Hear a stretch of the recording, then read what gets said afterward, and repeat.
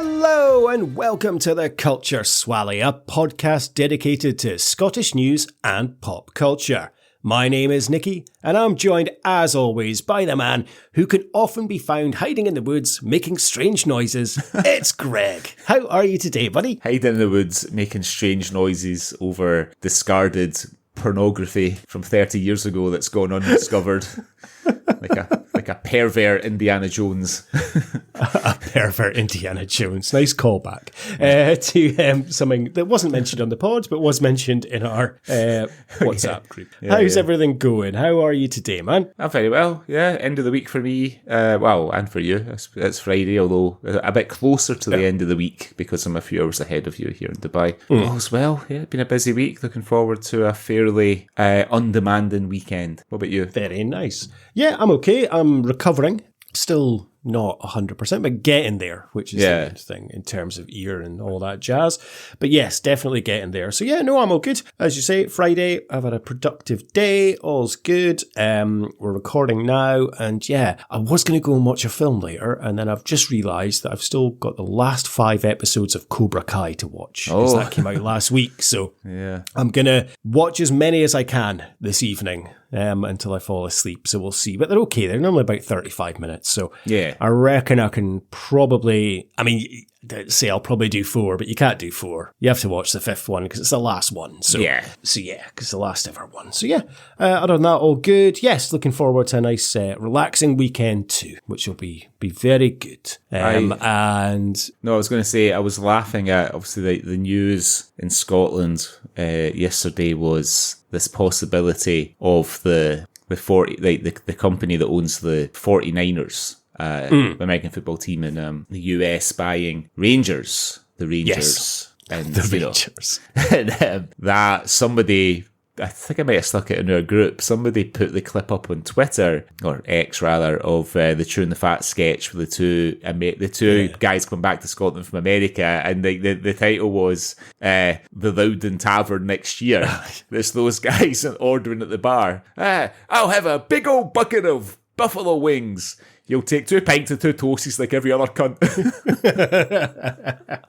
I can't imagine there's going to be many San Francisco 49ers fans that are going to be coming to support Rangers. No, I have to admit. I mean, they keep them pretty separate. You know, the company that I work for, we are doing. There's a company from the US called Baseball United, and they own. We would call them teams, right? We would say they own a few teams, but they call them franchises because obviously it's the bizarrest thing to me how a local team. I think like the Dodgers did it, right? The Dodgers started off in New York, didn't they? And then they went to like Los Angeles, because the franchise just moved across the country. Maybe it wasn't the Dodgers, but it happens, right? With American sports teams, they go from one city to another sometimes. And it's weird. I find it weird that they call them franchises. But anyway, they've set up a few franchises here in the Middle East because they're trying to launch baseball in the United Arab Emirates and the wider region. So they asked us to do, like the company that I work for, it's a nice bit of synergy. So they asked us to do some sponsorship. So I went to my first ever baseball game last week. Oh yeah. I was taking some pictures. I really enjoyed it, but it was bizarre. What I didn't realise is Baseball United are a massive company. And so they were broadcasting in like 100 countries and also live on YouTube. And because we're sponsoring, like they very kindly invited me for their kind of VIP experience. So I was sitting right behind the plate. And that was, for anybody who doesn't follow baseball, that's where the batter stands and tries to hit the ball. So my mug was on the TV. So if you were watching, the Arabia Tigers versus the something Falcons last week, and you're wondering what I look like, you might just have seen me there. You never know. Very good, man. Very nice. But worldwide fame. But exactly, it's about fucking time. But no, like I enjoyed it. It was I wasn't sure. I thought it's quite long, baseball. I will say, it's quite long. I wish that I'd left the car at home because I think baseball is a sport to be enjoyed with a few beers. You know what I mean? And certainly some of my fellow spectators were indulging, mainly because the booze was laid on for us VIPs, and they were getting right into it. And I was kind of like, I think I'd be enjoying this more if I was I only had one beer, but I think I'd have enjoyed it more if I was maybe a few pints in, But I did still really enjoy it. Yeah, I remember the baseball game I went to Boston, and I saw the Red Sox, and that was just after, it was the day after I'd arrived in Boston, which was, of course, my famous getting upgraded to first class story. Yeah. Which I did not sleep on that flight because I wanted to enjoy every moment of it, but I did end up tanning about 3 bottles of red wine. Yeah. I arrived and my friends were already at the hotel, and there was a wine reception. And then we ended up going to a pub and then a nightclub. I was fucking battered. Yeah. And I went to the baseball game, and that's the only time I think in my life my friend looked over my shoulder and burst out laughing because I was Googling, can you die from a hangover? Because I genuinely felt I was dying. Really? That's not like yeah. Oh, I know. I was that's the worst I've ever felt. Like my fucking kidneys were in agony and I just felt awful. But then I had 3 hot dogs and 4 beers and I felt right as rain. So it was all good. Yeah. But yeah, you're right. It is, well, to go back to what you were saying, yes, you're right. It was the Brooklyn Dodgers that moved to LA.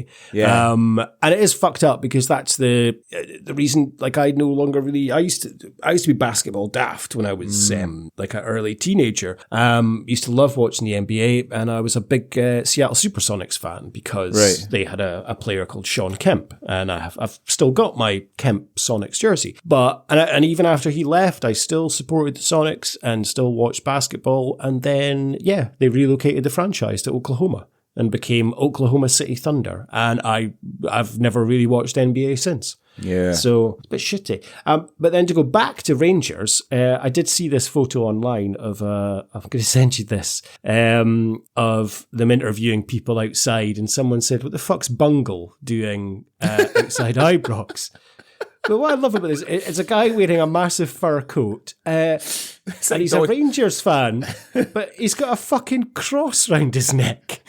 It looks like he's just come from a party dressed as Don King, and he's quickly washed the shoe polish off his face, and he also looks like he's standing next to Pete Townsend. I thought he looked a bit like Ian Botham. Well, he looks a lot. It looks actually, that's much better. It's a lot more like. But I love how it says at the top, Ibrox, and then just Rangers fans. Two random guys. How bizarre. Yes, I did love that. But yes. Well, let's see. Let's wait and see what happens with the 49ers and the Glasgow Rangers. Yes.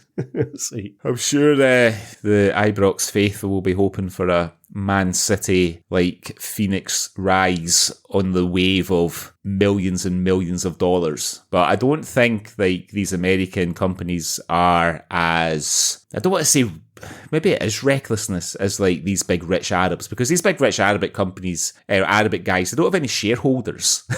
Do you know what I mean? It's just, I got fucking millions and millions of dollars. I think I'll invest in a football team in the UK, and they pick one and they do it. Whereas these big American companies are they're usually IPOs, so they can't be frivolous. They'll be looking at it. They'll be looking at Rangers and thinking, right, how can we make some money out of this club, in the same way that these other companies have done with Liverpool, like the Glazers did with Man United and all that.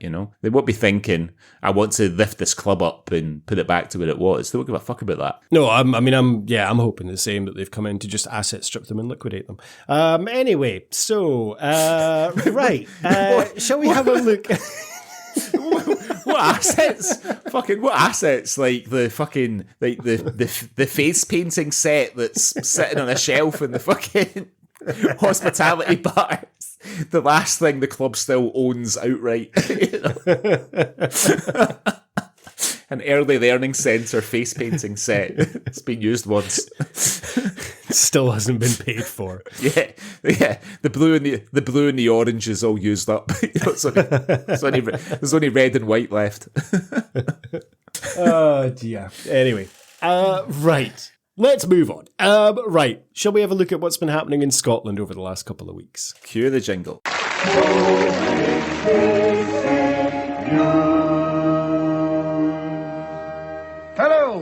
This is the Outer Hebrides Broadcasting Corporation, and here is what's been going on in the news. Okay, Greg, what have you seen in the news over the last couple of weeks you'd like to share with me and our lovely listeners? Well, you know me, and I don't know if this is perhaps symptomatic of my generation, but I enjoy a bit of shithousery. I can't help it. Right? I know that it's not a very fashionable thing to laugh at in 2025, and I'm sorry if anybody's offended, but this really made me laugh. So this came from the Scottish Sun on the 18th of February, and the headline is, "Cross the line. Reckless prankster leaves 10k runners baffled after ripping down signposts and sending them the wrong way. Exhausted participants were forced to run further as they battled to find the finishing line." Sometimes it's the language that makes me laugh more in these articles than the actual events, that they describe. So around 150 people took part in the Castle Milk Trail Race in Glasgow on Sunday morning last week, but it descended into chaos after the route was changed by a mystery joker around the 9k mark. The rogue race rep, love the bit of alliteration there, buried a large arrow that had been used as a guide and posed as a marshal to encourage runners to carry on the wrong route into a nearby park. It resulted in exhausted participants running further as they battled to find the finishing line. Event organisers have blasted the mischief maker for endangering runners, although nobody was injured as a result of the change of route. They have also offered a 50% discount for an event in Glasgow's Lynn Park next month anybody who felt impacted by the joke. In a statement, a spokesperson for organisers Acorn Trail said, "Toward the end of the route, a member of the public took it upon themselves to bury a large root arrow." This guy's completely committed to this shithousery. Yeah, by the way, completely, he's all in. Burying a large root arrow and then moved a smaller one to change the direction of the route. They then imitated a marshal and pointed runners in the incorrect direction. The pettiness endangered runners, taking them away from the safety of a marked and marshalled course. I mean, it's not as if he's directed them off a cliff or something. It's in fucking Castle Milk. It'd be more dangerous if been directed into the streets of Castle Milk. Do you know what I mean? And forced them further into the park, towards the road and away from any first aid provision they could have potentially required. It makes me rather angry that anyone could be so reckless. I'm also disappointed that an easy fix for this, an actual Acorn Trails marshal deployed at this spot, would have alleviated the issue. That's our fault, and one for which I wholeheartedly apologise. We have limited resources at our disposal, but ultimately it's my decision as to where they're deployed. In hindsight, it seems I got this location incorrect, and it needs more than course marking to assist runners. It's hard to factor in interference. Well, I think that's fair to say. Don't think anybody would expect somebody to go that far. From mischievous folk. And this was a spot we didn't think would have such an issue. The statement added, "If you feel your race enjoyment and experience today was negatively impacted by this interference, we'd like to offer you a 50% discount on your entry to the Lynn Park Trail Race on March the 16th. And hopefully the majority of you had a positive race day experience and enjoyed the trails that we love." What a route. And this is, you gotta love a bit of Scottish social media. One said, "I was one of the chosen few that was misdirected. Gave me a good story to tell at my post-race recovery session. Already signed up for the Lynn Trail. And thanks for the discount offer, but more than happy to pay normal price as I get so much out of your events." Well, that's nice. Another added, "Honestly, impossible for you to take account of idiots. Why anybody would do this is beyond me. I mean, they would do it because it's a laugh, isn't it? It's just, yeah. It's just a bit of a laugh. So yeah, sorry for making fun. It did make me giggle. If you're listening and you're one of the runners that was recklessly forced into a park and had to run a bit further to get to the finish line, I'm sorry, but at least if it was the first time you did a 10k, it might be the first time that you did an 11k or even a 12k. So you've got to accentuate the positive. What do you think of that? It's a bit of a laugh, isn't it? Come on. I think, I'd be pissed off, I think, but I'd see the funny side of it. Come on, it's just a bit of a jape. But, I guess, well, we're both runners, although I've run for quite a while, but you'd be pissed off a little bit, wouldn't you? But then you'd see the funny side. Yeah, I think I could probably see the funny side. I mean, I did a 10K in January, and the funny thing is, like, when I was starting to get my distance up, when I was sort of training for the 10K, once I got over 5K, actually like running, and I got running past 5K, it seemed to be sort of easy enough to get to 6 and to get to 7. And so, and as I was building up and my sort of distance, I would sort of stop at 7 and I'd be like, I could still keep going. You know what I mean? But because I planned my route, so I was like almost home, it didn't sort of make any sense to then go and run a bit further. So I just had to sort of plan it so I could stretch it out a bit. The hardest thing, I think, was getting to 5K. I think when you realise sort of mentally that you can do 5K, I think it opens up the possibilities of going further and further, I mean, there are a lot of people, I couldn't give a shit in terms of when I run, in terms of timing or any of that jazz. But I know a lot of people do take it very seriously. And I can imagine maybe a lot of people have been looking forward to this 10K. They're trying to beat their PB. They're trying to, run as fast as they can, and they're hoping to achieve something. And then this guy's just kind of fucked them by But they might have achieved an even better PB as a result of his joke. This is what I'm talking about. You got to accentuate the positive. This might be their first time doing 10K, and they might actually have ended up doing like 11 or 12K because of the joke, and run further than they've ever ran before. So you got to look for the positives, I mean, I think it's a brilliant joke, and it's just a jape. I could never do something like that. I feel bad. If someone stops me and asks for directions, I'll give them the directions if I know where it is. And then I worry about it for the next 5 minutes, thinking, did I give them the right directions? Yeah. And then I genuinely think, I hope they found where they were going. And I don't know.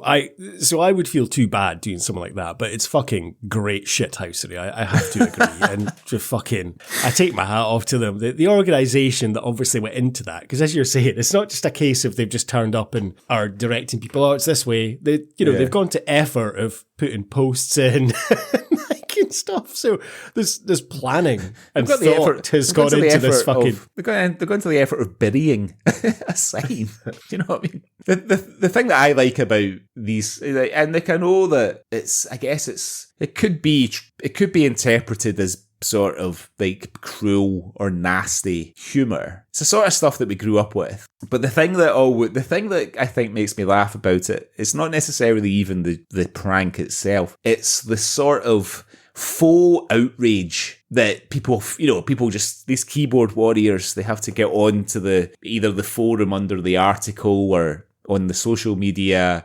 blasting the irresponsibility of the prankster and all that kind of thing. There's this sort of like misplaced righteousness that quite a large percentage of, I would say, a certain generation of people feel compelled to do when you see like a prank, which, all right, it did take them away from first aid and stuff, and potentially something could have happened, and it wasn't aid near enough to get to the person. So I accept that. But at the end of the day, no harm, no foul, right? Everybody was okay. It said in the article, they all made it back. I don't think anybody was that bothered about it. I'll wither to bet that none of the runners were as bothered about it as the people who have gone online to fucking rah rah rah about it, and online and stuff. So yeah, but people have forgotten how to have a laugh nowadays and to joke. I mean, you're not meant to laugh at other people's misfortune nowadays. Fuck off. It's hilarious. And I guess people are maybe annoyed because this isn't just a shithousery. This is fucking premeditated shithousery. Yeah, it's the best type. The planning that has gone into this is another level, and that's what. And I bet a lot of those people that are pissed off are just pissed off they didn't think of doing this first. Because it's fucking brilliant. I think it's fucking brilliant. It'll be like a big, like, overweight guy that couldn't run the length of himself, going online and, I think this is disgusting, and what if this had happened, if that had happened, as he sits there and he's on the sofa with his laptop and his podgy legs and his bucket of KFC with the podgy arms length. There's I know exactly who you mean. There's a guy that posts on the Aberdeen forum. I mentioned that quite a lot on this podcast. And you can tell he's described himself a few times. He is a bit of a fat, miserable cunt. But I think he's losing a bit of weight now because he's got a new job. He's just started working as a traffic warden. So obviously it suits him down to the ground. And he's always moaning about the most random stuff. But the thing is, you kind of think, is this a parody? But no, he's being serious. And there's a thread like holidays where people are going on holiday and speaking about it, asking for tips.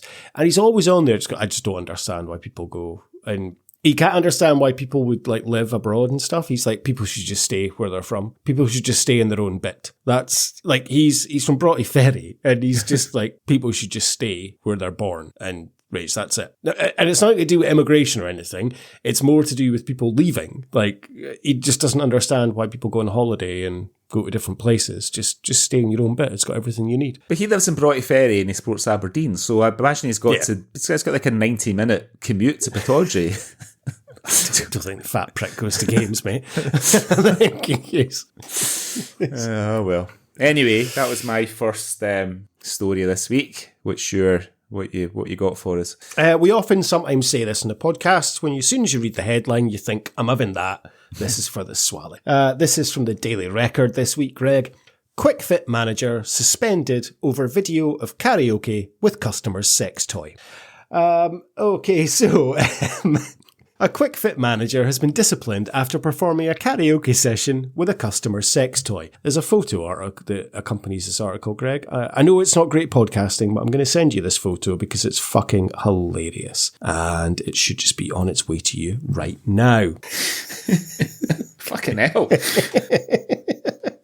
The prank at the repair centre in Dalkeith, Midlothian, is alleged to have been carried out in front of another customer. But the joke wasn't seen as funny by Kwik-Fit bosses, who launched an investigation. The employee was slapped with disciplinary action for a breach of a customer's privacy and trust. The incident on November last year emerged, and a whistleblower has also revealed that the centre was carrying out services improperly, which resulted in customers being contacted and jobs being redone. The whistleblower said, "The video was circulated of a manager singing into a sex toy taken out of a customer's car in front of another customer." How can you trust Kwik-Fit when they're grabbing your personal items out of your car instead of putting you back on the road safely? Going through customers' cars is strictly a breach of their privacy and company regulations. The incident came after a member of staff highlighted that his name was being recorded on jobs that had been carried out whilst he was on holiday. The former employee claims that a junior member of staff was doing the jobs he wasn't properly qualified for. He also said there were irregularities with wheel alignments and said that, now, not only is this unfair on me, as any mistakes by untrained... I don't care about this, I just want to read about the sex toy. After being approached with the Daily Record, Kwik-Fit admitted claims have been investigated. A spokesperson says, "We're aware of the video of an employee behaving inappropriately in one of our centres. As soon as we saw the video, we began an investigation and have taken formal action in line with company protocol." On the servicing claims, the spokesperson said customers have been tracked down after some work was not done correctly, and they said we're aware of claims made by an ex-employee regarding service. Kwik-Fit obviously would like to say that they always do jobs well and everything is above board, and they've taken action for any irregularities. Right, that's boring. We want to see about the sex toy. So, to describe the photo, it's a big old boy. It's I think, is that a magic wand? I think that's called. It's the one. It looks like a microphone, basically. It does, yeah. So I can see why. And the boot's open. He's obviously gone in the boot, seen this dildo, and decided to sing into it. Now, similar to the first story, Greg. First of all, I think that's fucking hilarious, and that's exactly what you're going to do. Second thing I'm thinking is the top of that's very close to his mouth, isn't it? And you've got to wonder where that... I mean, I think we all know where that's been. Yeah. I do wonder... I mean, it doesn't matter if the customer was attractive or not, of course, but you have to wonder, you know where that sex toy has been. Are you going to put it that close to your mouth? But I think it's fucking hilarious that he's just singing up and he's striking a pose whilst he's singing karaoke.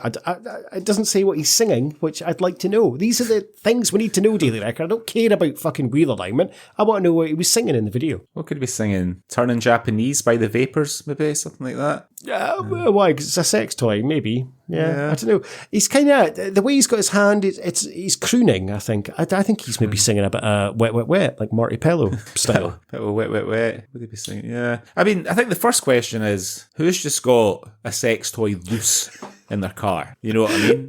That is a very valid question, Craig. Who does have a dildo in their boot? You know what I mean? Yeah. You would put it in something, surely. You would keep it clean if nothing else. Well, yeah, exactly. But you want to keep it clean. I would imagine, and I think it's fair enough if he was in the boot, because maybe he was fixing the spare tire. Spare tires often kept in the boot, especially if it's one of those shitey little fucking half tire ones where you can only go 50 kilometers an hour to get to the garage. Oh no, I mean he's been servicing or doing something in the car. He's not like raking around. It's not like he's found it in a secret compartment. It's obviously been lying in the boot. He's seen this. You know what? We'd be the same though if imagine we were working at Kwik-Fit and I've just got that fucking Ronald Valère sketch in my head now.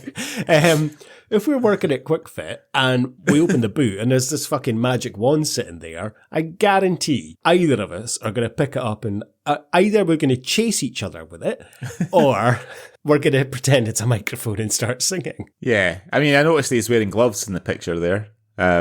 Perhaps a sensible precaution. I think it would be leaving it places. You know, like in The Office, when the second series of The Office, when the girl gets a vibrator for her birthday and they hide it in Brent's office under a notebook. And he comes out, it's like, what am I doing in there with this? It's just hilarious. Who's he got in the office? Is it the people, the motivational speaking people? And he finds it and he goes, is that yours? To the woman. That's right. That's right. I can't remember if it was the motivational speaker people or if it was his boss, the lady with the black hair. I don't think it's her. No, you're right. You're definitely right. I just couldn't. I couldn't think who it was. But yeah, there'd be that sort of thing. Because if our mutual friend was working with us as well, he would be the butt of many a magic wand joke. You know, he'd be getting put in his packed lunchbox, stuff like that. Getting tucked in beside his sandwiches. What am I doing in there with this? So again, I think it's a harmless joke that is just fucking. People are just fucking miserable bastards nowadays, aren't they? Yeah, I mean, what's wrong with that? It's a bit of fun. If you work, and I don't think it matters if you work in an office or a garage or a bar or a restaurant with a team of people, and if you largely get on quite well with that team of people, you're going to look for ways to just brighten up the day a little bit. Yeah, you know what I mean? And finding a vibrator on display in the boot of a car when you're trying to get the spare tire out. I mean, that's just a gift from the gods, isn't it? You know, that's going to kill hours of the afternoon and be spoken about for fucking months, and then some arsehole goes and sticks them in to the Kwik-Fit management, and now the poor guy's been disciplined just for having a bit of crack. You do anything, though, to have a bit of entertainment at work. I mean, I remember years ago, I was working in an office, and me and my colleague decided, one of our other colleagues, it was like, right, let's try to get as many titles of Simply Red songs in the conversation with Craig before he notices. And this went on for hours. And, you know, just like, you ever been to the fairgrounds, Craig? And like, something. And Denise, the colleague I was doing it with, was like, oh, yeah, how's things? I just wondered, are you doing that for your babies? And it just went off on this. And then he was like, what are you two up to? Because he started getting suspicious. And I was just cracked up laughing. And he's like, I'm not like this. I was like, I'm so sorry, buddy. I don't know.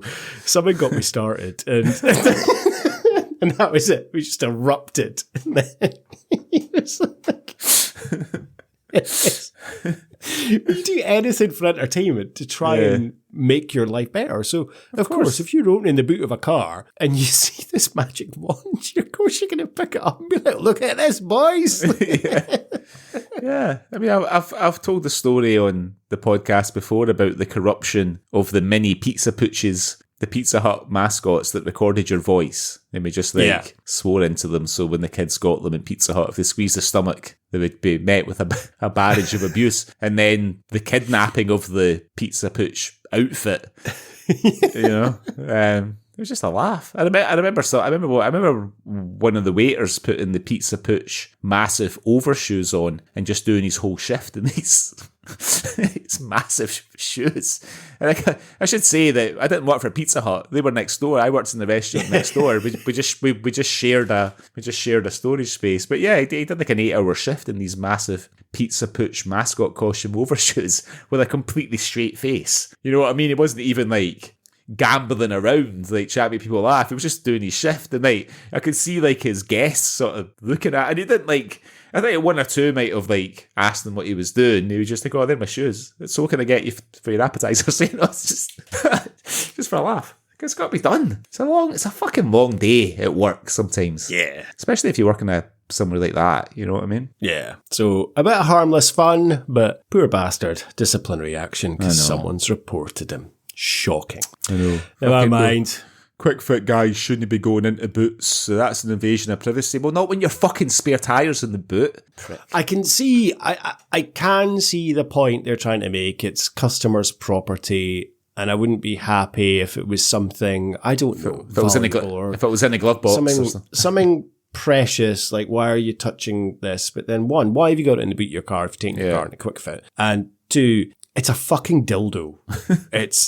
It's just asking to be picked up. Like, come on. Yeah. Anyway, let's move on. What else have you seen this week, Greg? So, I feel this is right on brand. This comes from the Daily Record on, the date's not as easy to find in the Daily Record, this week, which is the last week of February, second to last week of February.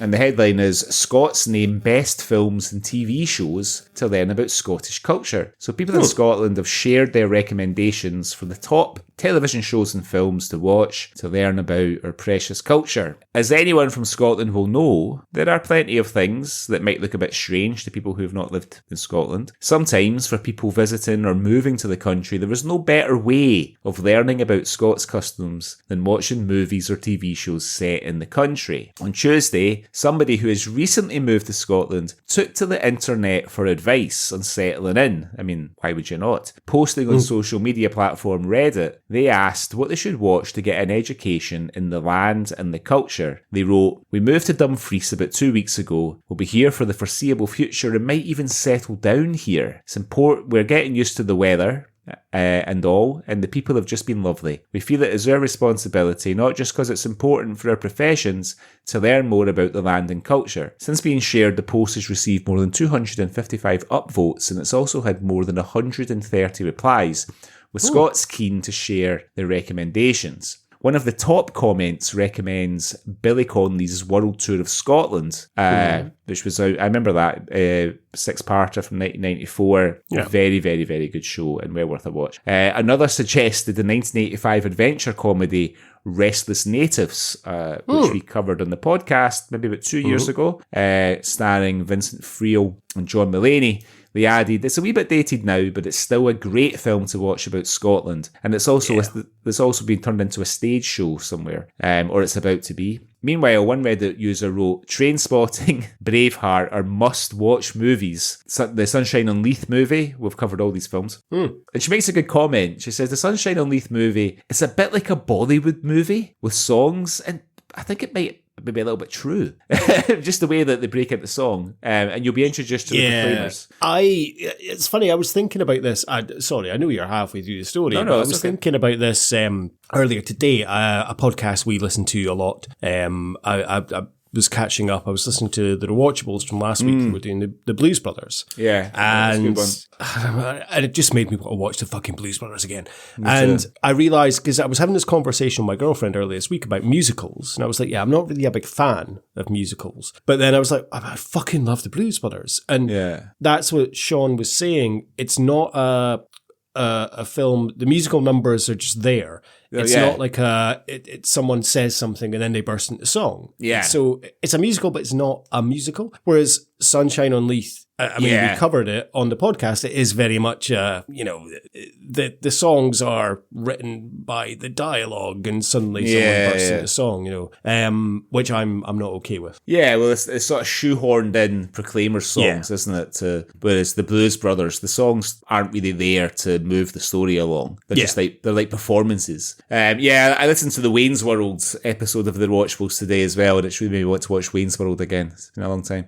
Yeah, it's I've been meeting, that was next on my listen to, so I might listen to that whilst I'm cooking dinner this evening. Yeah. Another person wrote, BBC Scotland's a good place to start. Just pay no attention to the may contain strong language warnings. They just mean Scottish. Other television shows suggested included surreal comedy sketch show Limmy's Show, which is absolutely brilliant. Yeah. Mystery thriller Guilt. We've covered all 3 series. Fantastic. We can highly recommend that. And the BAFTA award-winning documentary series The Scheme, which I remember watching. If you want to take a holiday in somebody else's misery. Hell. Did that win a BAFTA? Jesus. Yeah. I didn't realise that. The latter concerns the lives of groups of families living in the Ornthanc and Knockinlaw housing schemes in Kilmarnock in East Ayrshire. In terms of films, among the other suggestions were the 2002 coming-of-age drama Sweet 16, which we covered in the Culture Swally, comedy drama The Angels Share, which we covered in the Culture Swally, and the acclaimed 2013 sci-fi movie starring Scarlett Johansson, Under the Skin, which we've covered on the Culture Swally. She's just like giving us a ring. Yeah. Elsewhere, others recommended different ways to learn more about Scotland. Multiple Reddit users suggested that the best way to learn more about Scottish culture was by getting out and about and immersing yourself in it. One commented, to be honest, apart from watching telly, just get yourselves out and about in your community. You'll learn far more that way. And the second echoed, in Dunfreece you have a load of Scottish culture options, including stuff about Robert Burns. You just missed the Big Burns Supper, but it'll be back at the same time next year. There's a lot of castles in the area, which is great, and lots of outdoor stuff too. So, is there anything that you would add, TV or film-wise, that would maybe just give these guys a bit more on Scottish culture? I mean, it's a great podcast they could listen to. Yeah, exactly. I think Rabsy Nesbitt is missing from that list, I would say. Still game. Taggart, of course. Still game, hugely. Even Two Doors Down, because that does give a good indication. Okay, you don't see much of Scotland, but you get opinion of Scottish culture in a way. I mean, there's so many, though, Greg. Take the high road. Genuinely. I take the high road's maybe a little bit too far, I would say. But yeah, there's so many things that you would pick. I mean, they've obviously gone with the obvious in terms of Braveheart and Trainspotting, which, I mean, Trainspotting, I would say fair enough. I mean, I'm shocked Local Hero isn't on that. It's fucking hell. Local Hero should be in there. Even Gregory's Girl to some extent. That was the other one that I was quite surprised that wasn't in. I mean, if you're wanting to go back far, things like Steamy, would be essential, but okay, I guess that's a bit far. Bob Servant. I was just about to say, like, Bob Servant, but I don't know if that would give them a good view of it. It depends what they're wanting to do. I mean, things like Ned is a wonderful picture of Scottish life at that time as well. It's same with them Small Faces, but I guess not so much now. But if they're wanting to look into history, I really want to watch Small Faces again. I was thinking about it. I think we mentioned it a couple of episodes ago, and it's kind of It's been in my mind ever since. I need to maybe try and get it watched. Yeah. Quite a few missing, I would say. What about you? Anything that you think that is missing? I think Local Hero is a great shout, because I think it really showcases like the best of the best side of our humour and our sort of our kind of tweeness and scenery, obviously. I think, sort of Trainspotting is a brilliant film. I don't think it's part of the culture that we would want to necessarily celebrate and talk up. I don't know. I don't think there's I think everything's pretty well covered, I think, in the article and from what you've said there. I don't think there's anything I would add, really. That's quite a lot to get through. But I honestly think the best thing about Scotland is it's not a very big country. So even if you're in Dumfries, which is, for anybody who doesn't know the geography, quite far south, it's near the border, fucking get in the car, get up to the Highlands, drive up to Inverness, Aberdeen, Glasgow, Edinburgh, up to Skye. My daughter was asking about going to Skye the other day because she saw a picture of the fairy pools. She really wants to go there, and the fairy pools in Skye. It's... Because, it's not going to take you that long to get... You're talking like 3 or 4 hours maybe to go like quite far north from Dumfries. If you've got a clear road, scenery's beautiful, up to Fort William, St Andrews, Glencoe, all these places. That's what I would recommend. I think that's I would suggest doing that. See some of just get out there and enjoy. Go and have a pint in a proper old man's pub in Glasgow or Aberdeen or even Edinburgh. Just soak up the atmosphere. Yeah, just drink it. A couple of lines in the bog. Off a stranger who's your new best friend. Other people's pish splashing on your shoes at the old urinals. It's just brilliant. So, haggis supper on the way up the road. You have to, because I was out for dinner Sunday night just past with a few friends from, I've been doing like this improv comedy class, and I was sitting next to this Dutch guy, and he was speaking about Scotland, and he did the usual joke about, because I'm vegetarian. No, haggis. And I was like, yeah, I love haggis. I don't eat anymore because I'm vegetarian now, but I used to love haggis. And he's like, really? And he's, what's in it? And I explained it to him, and he's like, that sounds fucking amazing. Yeah. And I was like, the Europeans get it. I was like, it's funny because most people tell it to you, I don't want to try that. He goes, no, I really want to try that. And he's like, could you send me a recipe or something? I was like, I don't think you can recreate it. And I was like, but honestly, here, you don't get it. You can buy it in a tin, but it's not the same. No. I was like, I'd recommend going to Scotland and trying haggis there. And he was like, what do you have it with? And so I explained to him, I was like, well, just, last month it was Burns Night. And I explained the whole thing about Burns Night. And he's like, that is fucking incredible that you guys have a day dedicated to a poet. Yeah. And celebrating him in that way. And I was like, yeah, but it's Robbie Burns. He is literally the 25th of January. It's Burns Night, and every year celebrate it. And he was just fascinated and astounded by this.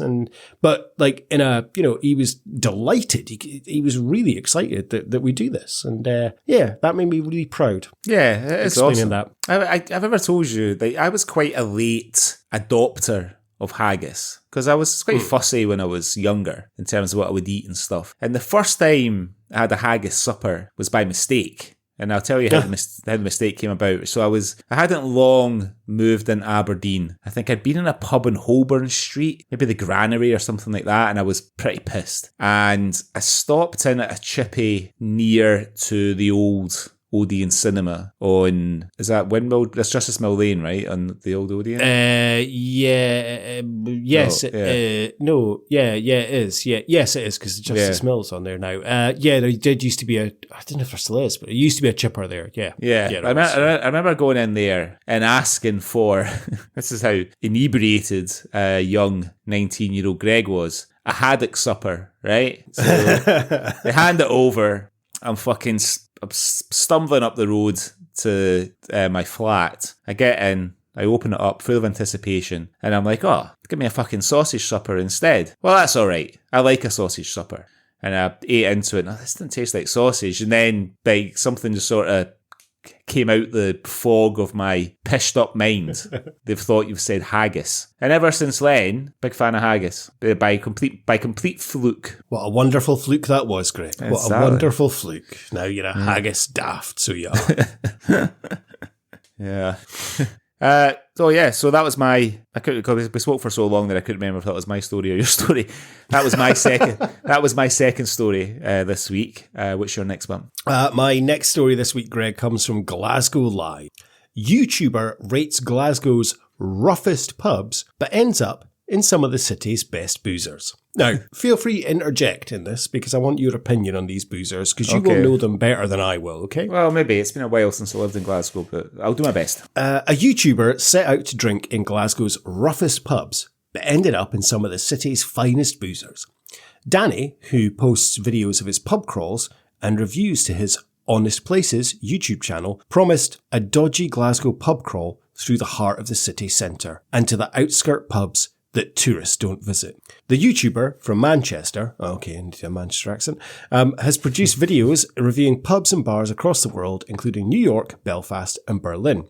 Danny is often keen to try the more maligned pubs and bars not found in travel guides and has produced videos on the roughest, dodgiest and most run-down pubs in cities, including Liverpool, Leeds and Edinburgh. He followed up on his first visit to Glasgow last year, shade with his 79,000 YouTube subscribers, which saw him sup pints in McKinnon's, Dow's Bar, the Toby Jug and the Alpine Lodge. Danny and his friend Andy visited the Pot Still first on Danny's second visit. I know the Pot Still. Brilliant.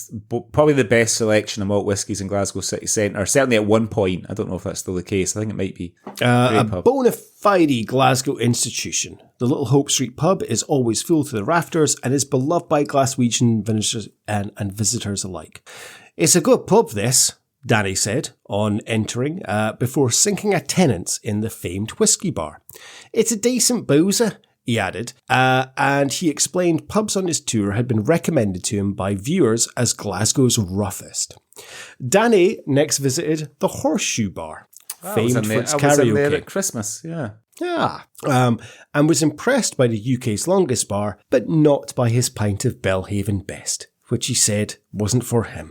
He added that the Horseshoe, it wasn't on the list, and it was just a pit stop. Why have I gone Scouse?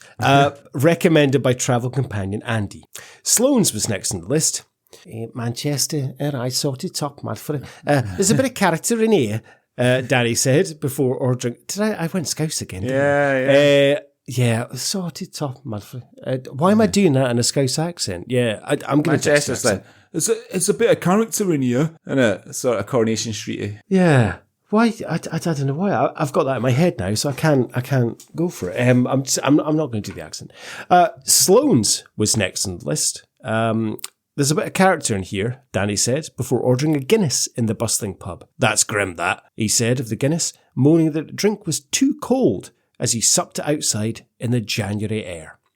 The pub itself is all right, Danny said, after I don't know where my accents are going today. Normally I'm quite good. Just lapsed into Paul McCartney there.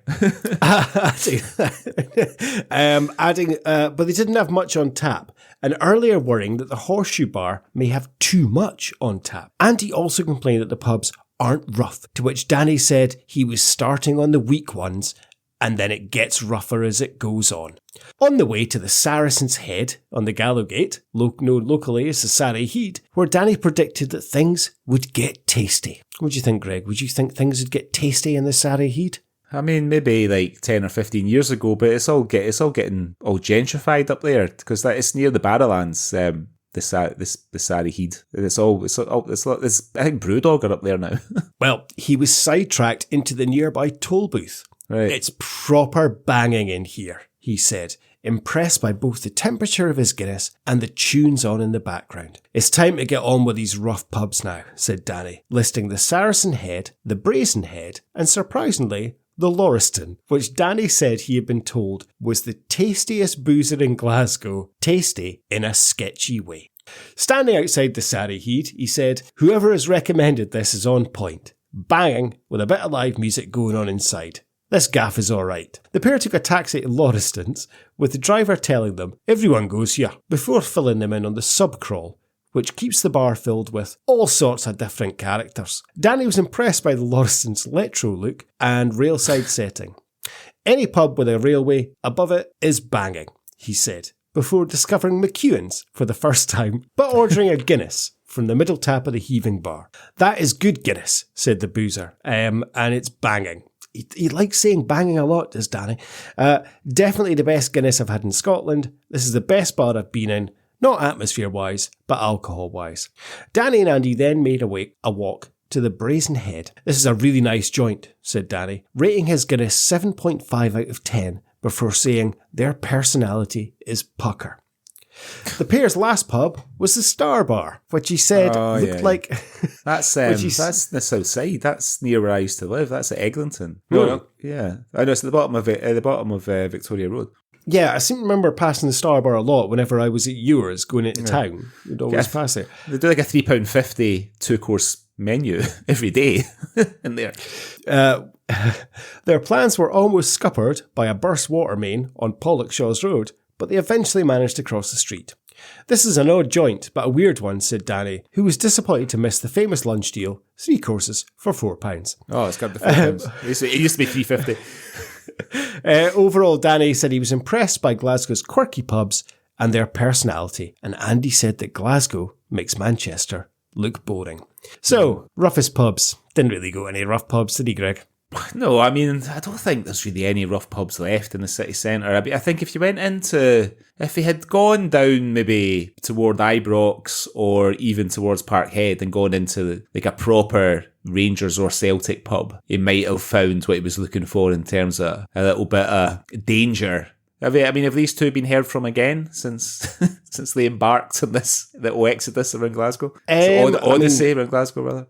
I mean, they have, obviously, because they've uploaded the video on YouTube, so right. They have been there. I mean, the roughest pub I've ever been in was in Glasgow, and it was near Ibrox. I cannot remember the name of it now. Maybe you'll remember. I was with an Aberdeen supporters group, so it was obviously it's like an asylum pub for visiting fans. But, I mean, literally I walked in, and I thought, oh, this floor is crunchy. And it was just glass all over the floor. There was a cage round the TV that was in the corner. All the pool cues were broken. And there was a fight. That was what was the name of that pub? Can't remember now, but it was near Ibrox. And that's the roughest pub I've ever been in. So the Brazen Head is quite a big Celtic pub just south of the river. It's near the Gorbals, or what was the Gorbals. But it's a big one. It's got like an upstairs function. I've never ever been in it, but it's like a proper Celtic up the Ra pub. A pub I'm surprised they didn't go into, which is a brilliant pub. And I always, every time, not that we're in Glasgow very often, but I think the next time you and I find ourselves in Glasgow together, we'll go, is the Scotia Bar, which it's down toward the Barrowlands. Mm-hmm. It's a fucking great pub. Billy Connolly maybe not so much now because he doesn't keep very well, but he could sometimes be found in there because he used to drink in there when he drank. I never ever ran into him. I didn't go in there all that often. I was in there a few times and it was always brilliant. But there's a lot of pictures of him up on the wall in there because that's, like a lot of people that he was friends with from when he still lived in Glasgow and he was still working in the shipyards and stuff. He would catch up with in there, guys his age and things. Even though he stopped drinking, he would just go in and enjoy the crack. The Scotia Bar is or certainly used to be an absolutely brilliant pub. But yeah, I don't think you're going to find any sort of rough pubs in the city centre these days. Do you know what I mean? Like, you'd have to go out to, maybe go out to like Drumchapel or go up to Possil or something like that. You could go to the Saracen Bar on Saracen High Street in Possil. That is a fucking rough pub. Like a fucking really rough pub. I mean, that's probably the roughest pub I've ever been in, and I didn't stay in there very long. I think if I hadn't been for the fact I was with my Uncle Donnie, I think I might not have fucking ever come back out again. My face just didn't fit, if you know what I mean. You were too pretty for that bar, Greg. I think everybody just knew that I wasn't a local. It was like American Werewolf in London, There's nothing for you here. Well, that's Danny and his pub trawl through Glasgow's roughest pubs, but not really that rough. Yeah, not really. Yeah. I think you're not going to. I don't think, do any city centres really have rough pubs these days? I mean, there was a few pubs in Glasgow, maybe like in the mid-90s, that weren't really for guys my age, and you just sort of knew that they were like the kind of grown-up pubs. You know what I mean? You didn't go in. But I think these days, city centres in the UK are pretty gentrified now, right? So in Aberdeen, I think the Belmont wasn't the best, but then used to be quite ropey, the Belmont, didn't it? But it's probably not anymore. It's not. It's now a cocktail bar type thing now. It was like a bar dedicated to the rednecks in honour of like some classic shithousery from 20 years ago. Yes, exactly.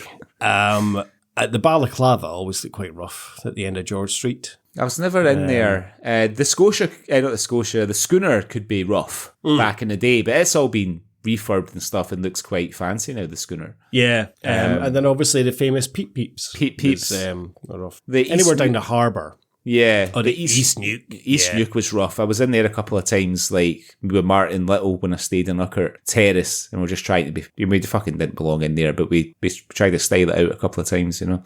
Yeah, some rough pubs. Never mind. Anyway, let's hope that Danny survives. Okay. Well, I've got one last tiny little bit of sad news that we probably should have mentioned at the start of the show. But this week, sadly, Jimmy Martin, who played Old Eric in Still Game, passed away at the ripe age of 93 years old. Which I thought, it's a good age to get to. When I was looking at the post on Facebook, somebody had commented underneath, another one taken too soon. And somebody commented underneath, mate, he was 93. But I think he was the only character in Still Game to be sort of killed off in the show. I know they have that poignant ending where they all kind of fade away in the last episode, but there's actually like a funeral for Eric and that brilliant Gina Lollobrigida story that he was telling them that he'd shagged the famous Gina Lollobrigida when he was in Italy with the army in the 50s.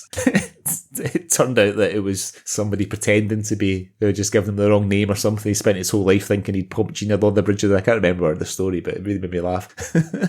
Peter Jakey dies, doesn't he? Oh yeah, but he sort of dies off screen, didn't he? Yeah. Eric died at the Puggy. Yeah.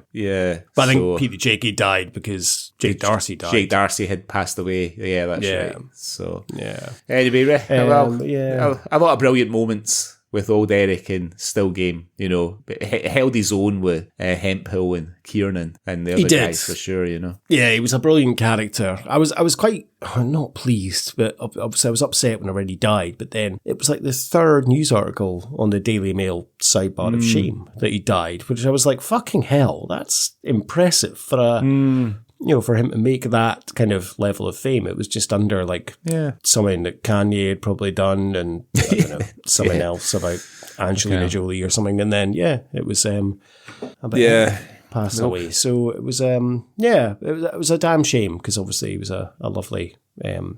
Yeah. Obviously. Great actor, but sad times. But yes, Sister Lisa told me when she studied drama in Dundee, she hoped to make it as an actress and never did. But she met him on the train from Edinburgh to Glasgow once, and he was kind enough to sort of chat to them, her and her pal for a while, and he said he was really gracious, and because he got into acting a bit later in life, and he sort of told them how he got to where he was, So a really really lovely man by all accounts. So rest in peace, Jimmy. Indeed, rest in peace, Jimmy. Okay, right. Well, before we get on to what we're going to be talking about today, let's have a little word from our sponsor.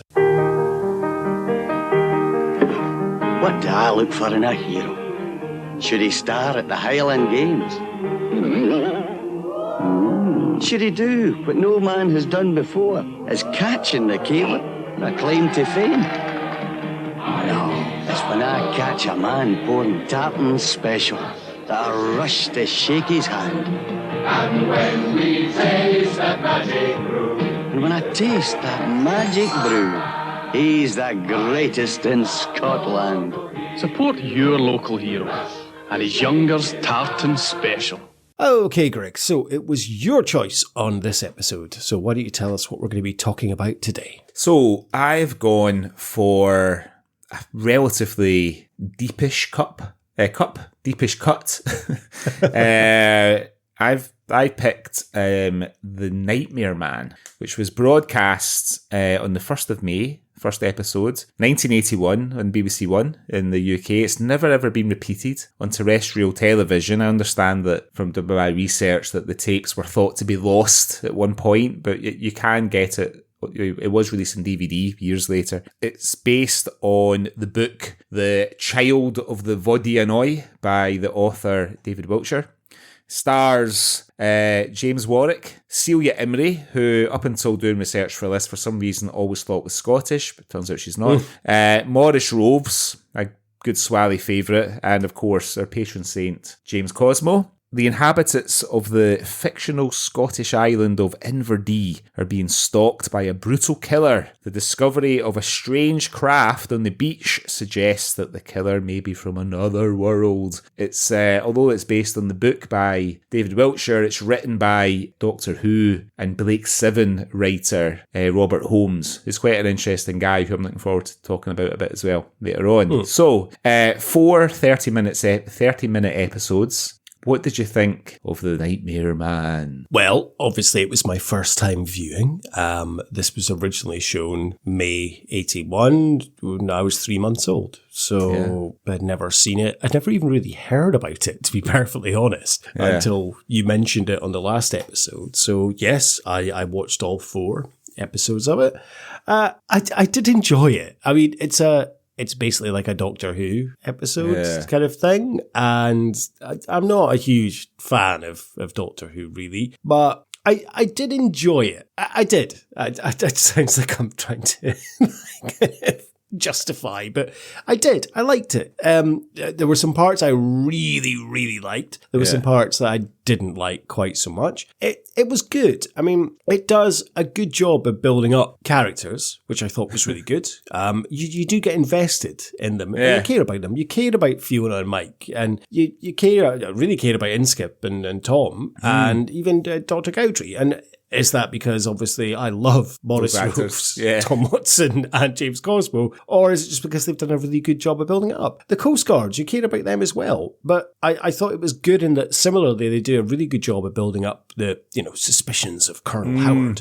And you're like, is he a bad egg? And then you're kind of thinking, oh, this has got to be a red herring. He's going to be okay. And then obviously you soon realise that he's an utter bastard, and you're kind of delighted when he gets his comeuppance. But I thought they did a really good job of, it's quite an atmospheric, and I'm a big fan of like claustrophobic horror in a way. And it does build up, they're stuck on the island, and there's the fog, and there's this creature. And again, they did a good job of building it up, because you have not got a fucking clue what this thing is. You're thinking... it's the last thing that you would have expected it to be when it's explained, Yeah, the reveal and explanation did, throw me a little bit. And, when it comes to the reveal, I mean, it's actually a clever idea at the centre of it. But I spent the whole time thinking, like, is this going to be like some turtle-toothed sea creature and a man with the strength of a gorilla ripping bodies apart? Because they do a good job of laying the foundations. I mean, even one of the first things you see is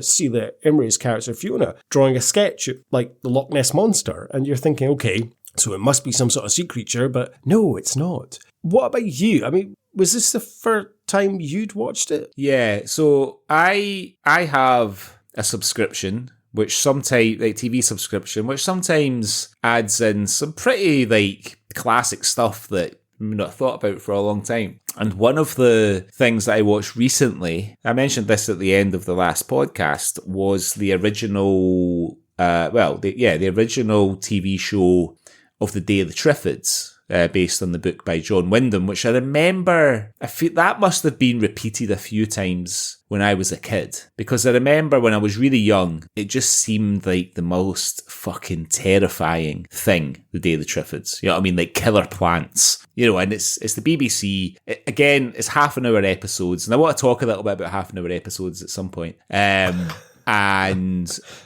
because of just the way I am, I can't just watch something and enjoy it. I have to fucking get in Wikipedia. I have to know everything about it. I've got to know what all the actors that are in it are doing now. If they're still with us, I got to know who made the fucking tea. I got to know everything, right? And in the process of that, I discovered The Nightmare Man. And I thought, oh, that sounds interesting. And I guess I had heard of it, maybe perhaps, and it was just sort of there in the subconscious, because something rung a bell about the title.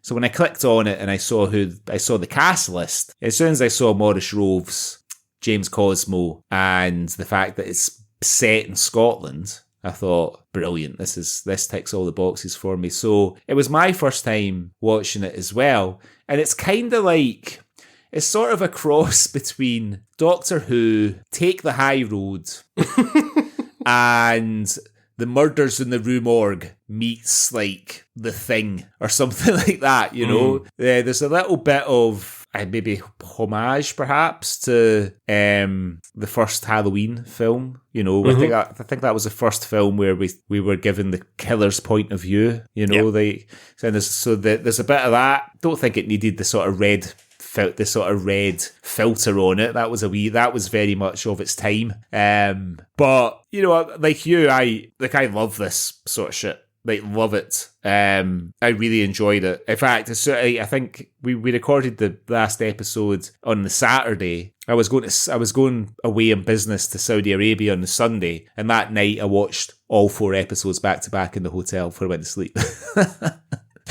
I really, really enjoyed it. But half an hour episodes of a drama is something that it seems to be in the 2020s, it seems to be the preserve of like soap operas now. You know, you don't get like a limited. But then you mentioned Cobra Kai earlier. I don't know if it was before we started recording or after, and they're short episodes. And so I quite like the fact that, you know, that it's 30 minutes. It's not like a big investment of your time, and you know, they managed to squeeze quite a lot of plot and developments and stuff into the 30 minutes. You know, it is a dying art, and it is something that I think is needed. For example, a few nights ago, we're about to just finished watching something, and then it's kind of like, right, it's too early to go to bed, but I don't want to watch another episode of Severance. It's too long. Anything 30 minutes can stick on. And then I was like, have you ever watched Inside Number 9? Yeah. And stuck on an episode of that. 30 minutes, start to finish, story's over. Perfect for that exact purpose. Well, those guys are big fans of this type of drama. You know, exactly. It's sort of it's kind of, you see little bits of the DNA of this sort of drama through all their episodes, you know? Yep. And perfect. And I agree with you. There is a crying need for like a 30-minute thing, because most of the time it's 45 or an hour, and it's too long at times, and you're thinking, okay, I'm fine now, but I know around about 32, 35 minutes into this, I'm going to start feeling tired, and I'm going to not be paying attention to the end of the episode. And yeah, I think this is why this works, because it's just 30 minutes, and it's an odd thing. It's an odd show because it's kind of a curious, weird mix. Like it's a sort of drama that would appeal to teenagers that at the time in 81 when it was shown, like maybe just growing out of Doctor Who, maybe seeing that as a little bit too. But it was broadcast at 8:20 on a Friday night.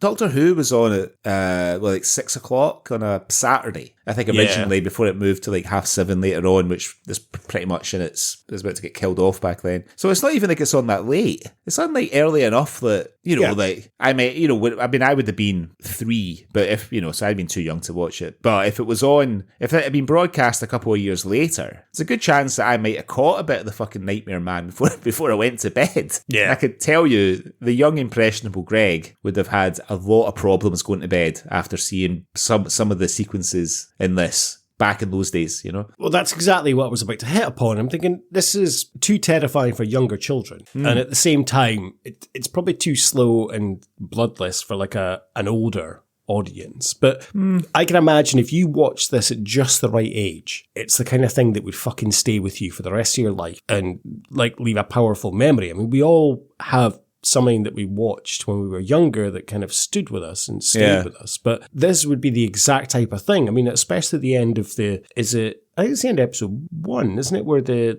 Canadian guy. Yeah, the tent Canadian guy. Gets, and that's a pretty brutal scene to be watching. Yeah, for sure. I mean, I think as well, you know, I think audiences were obviously, well, and you and I have spoken about this before, like quite recently, I think. The sort of audience in the early 80s had different expectations of their drama. So there's quite a lot of quite long, talky scenes in this, where there's a lot of conversation between the characters. There's a lot of sort of exposition being sort of introduced into the conversation and things like that. So there's not like a great deal of action, really. Like there's maybe a wee bit more in episodes 3 and 4 than there is in the first 2. But I think it's very sort of typical of. I mean, even when I watched that Day of the Triffids series again, it's sort of similar. You know, there's a lot of talking and not a great deal of action. And even when you watch the old Doctor Who's, you know, kind of before maybe like the mid-80s or the slightly earlier 80s, you know, I used to watch quite a lot. I was a big fan of Doctor Who at one point. So I'd gone back and watched a lot of that stuff. And again, a lot of conversation. You know what I mean? A lot of like, chat and exposition and stuff. And this is a bit like that. And I guess, you know, that's kind of what audiences were used to when it came to their drama back then. Whereas now, you know, like I'd be interested to see if somebody was to adapt this, the Child of Vodianoi again, into like a modern sort of drama. It would be like, you know what I mean? There'd be like dismembered be limbs on the golf course, you know what I mean? Like, all that sort of stuff. There'd be like a lot of blood, a lot of gore. The only real gore that we get is when the lady's body's discovered on the golf course at the beginning and we see her hand and there's blood in the palm of her hand and stuff. Other than that, it's not, it's tense and jumpy and stuff in parts, but it's not gross. But they describe a lot of horror, you know? You just see the hand and like a leg, and that's all it is. And it's not until Inskip, Maurice Roëves' character, it describes she was spread around that tree like a tinker's washing, that you kind of get, which is probably my favourite line from the whole show. Very much of its time, that. You get the you get the idea that body parts are all over the place. And later on, when they go to her house and find her head, you never see it. And you never actually know it's her head until later on Tom Watson says, oh yeah, the head that you found matched the body. Like the vertebrae was a perfect match. And Roëves is like, well, I hope so. Don't want any more heads like roaming around.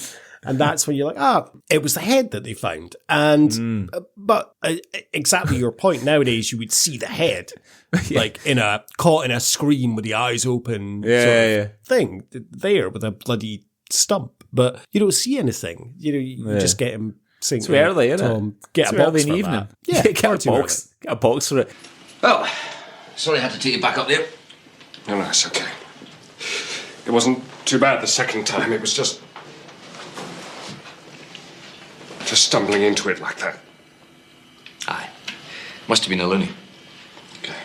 She spread around that tree like a tinker's washing. The thing is, Tom and Inskip, Inskip just, you know, his kind of backstory is he's moved from Glasgow to Inverdee, this little island, and there's maybe a suggestion that he's been sent there because he's a bit of a wild card, right? And he's like, at no point does he ever seem particularly disturbed by what's going on. He's like, oh yeah, I mean, when I was working in Glasgow, you'd be amazed what some people can do with a hatchet and all this. But even Cosmo, who's doing like a really good sort of soft kind of island accent, doesn't seem particularly perturbed either. For somebody who's just had to put a head in a box, and the next minute he's just like having a fag at the police station, you know what I mean? He's just chilled out, making little quips with Inskip. Yeah, I really liked their characters. I think it needed, if it had like an earnest sort of determined policeman, I don't think it would have been quite as good. I think the fact that Roëves is sort of, oh, goodness me, this woman's been absolutely ripped to pieces, you know, and not like, you know, I've seen it myself a few times in Glasgow, by the way. It's,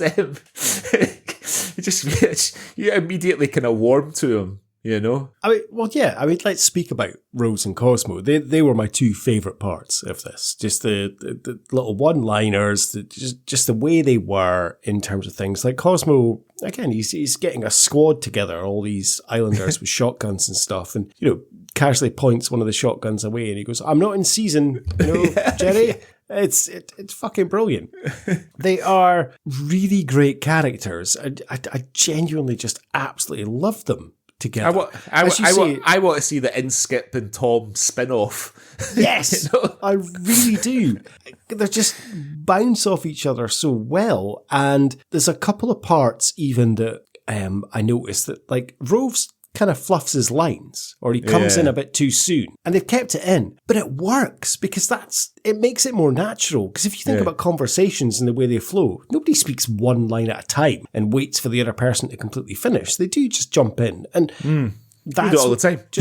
Yeah, exactly. I was thinking about when I edit the podcast, and I'm like, fuck, I've jumped in there, or, something we do. And I love that they're always fucking smoking, drinking whiskey. Fuck, those were the days, you could do that. Now, they put a lot of drams away, those guys. Do. There was one episode I was thinking, fucking hell, those two must be absolutely shit-faced by now. But then they make a point of it as well when at one point Inskip does say that he'd called HQ and explained what was going on. They were like, are you pissed? And it was kind of, so obviously it's a well-known thing.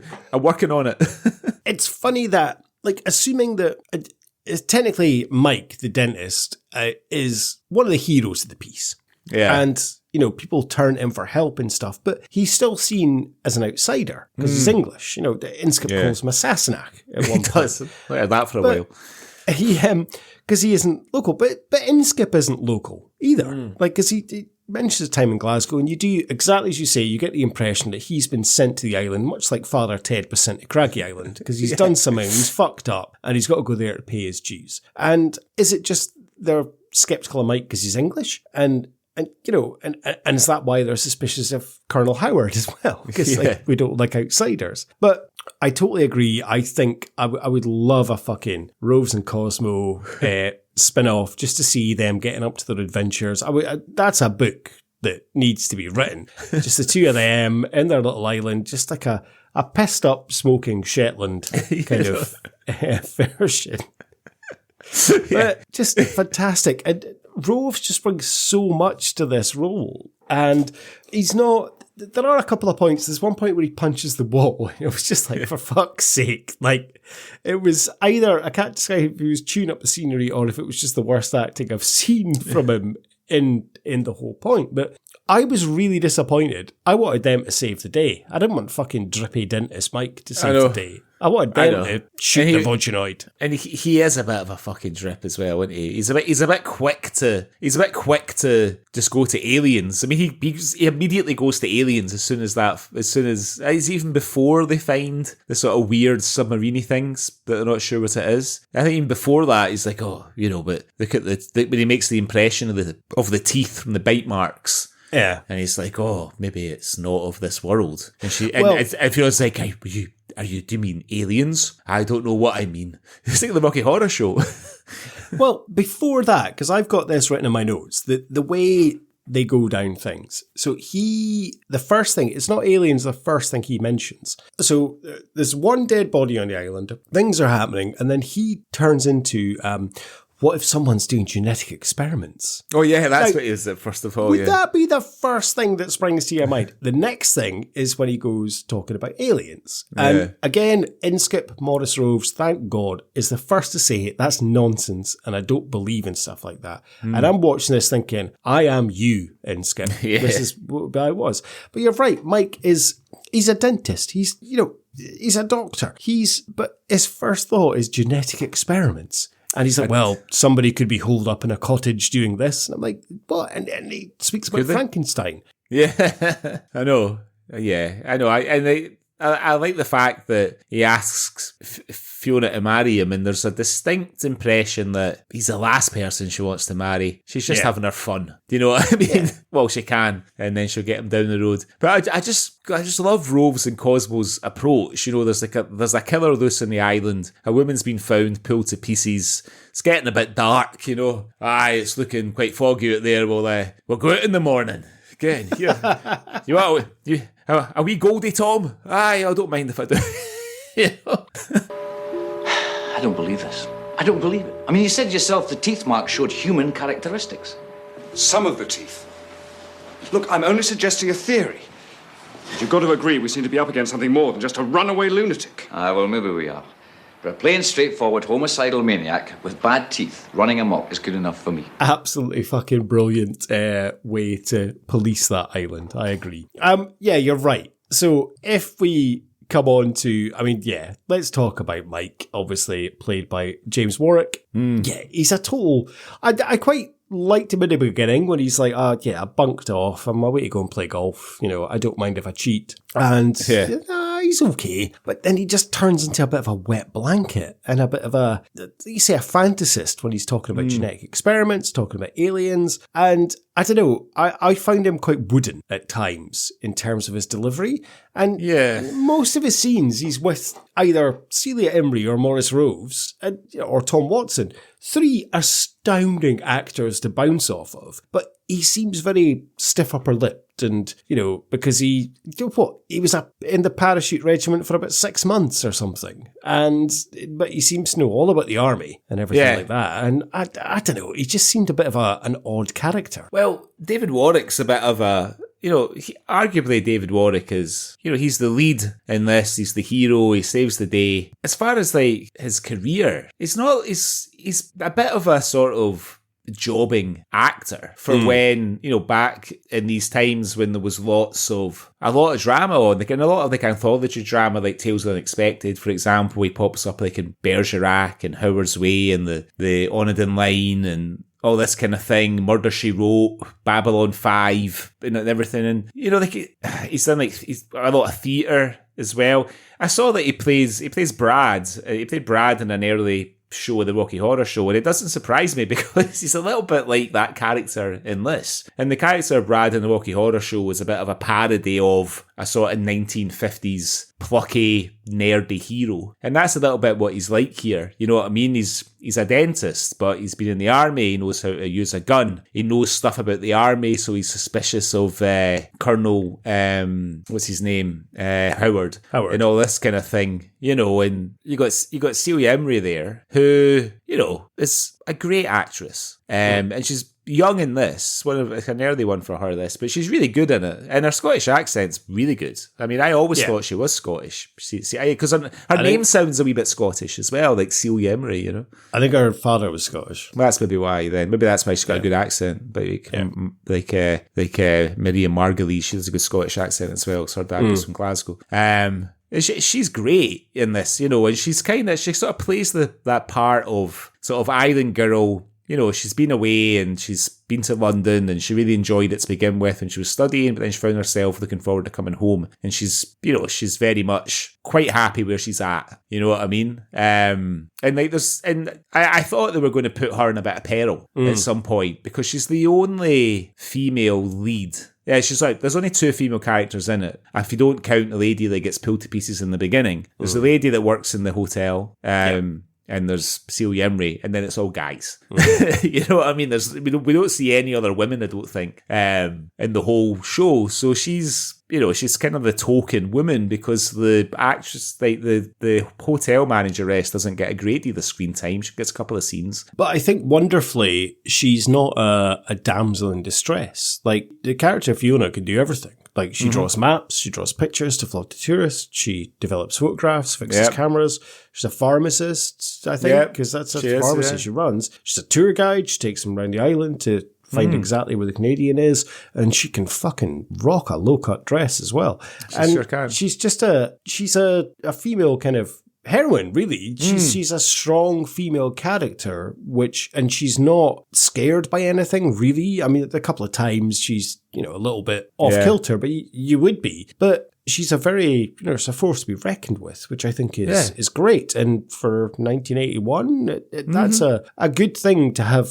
As you say, there's only really 2 female cast members. To have a strong female character, and as you say, this was the very kind of beginning of her career. I think it's great to have that, and she delivers the performance wonderful. She's and I think go back to James Warwick. He's kind of he's a sort of quite a dashing guy for the time, kind of good looking guy and whatnot. But when you put him up against guys like Tom Watson, who he is fantastic in this, and Maurice Roëves, and even Jonathan Hewitt, who plays Colonel Howard, it's like it feels like he's maybe like not quite where they are in terms of their sort of characterization and the kind of talent, to be blunt. And it sort of makes that, and maybe we're not supposed to think that Fiona is just, that he's fine until, she's just he's a bit exotic and she's having her fun with him or whatever. But I think because of how he is as an actor, that's what kind of comes across, because Celia Imrie is such a good actor. You know what I mean?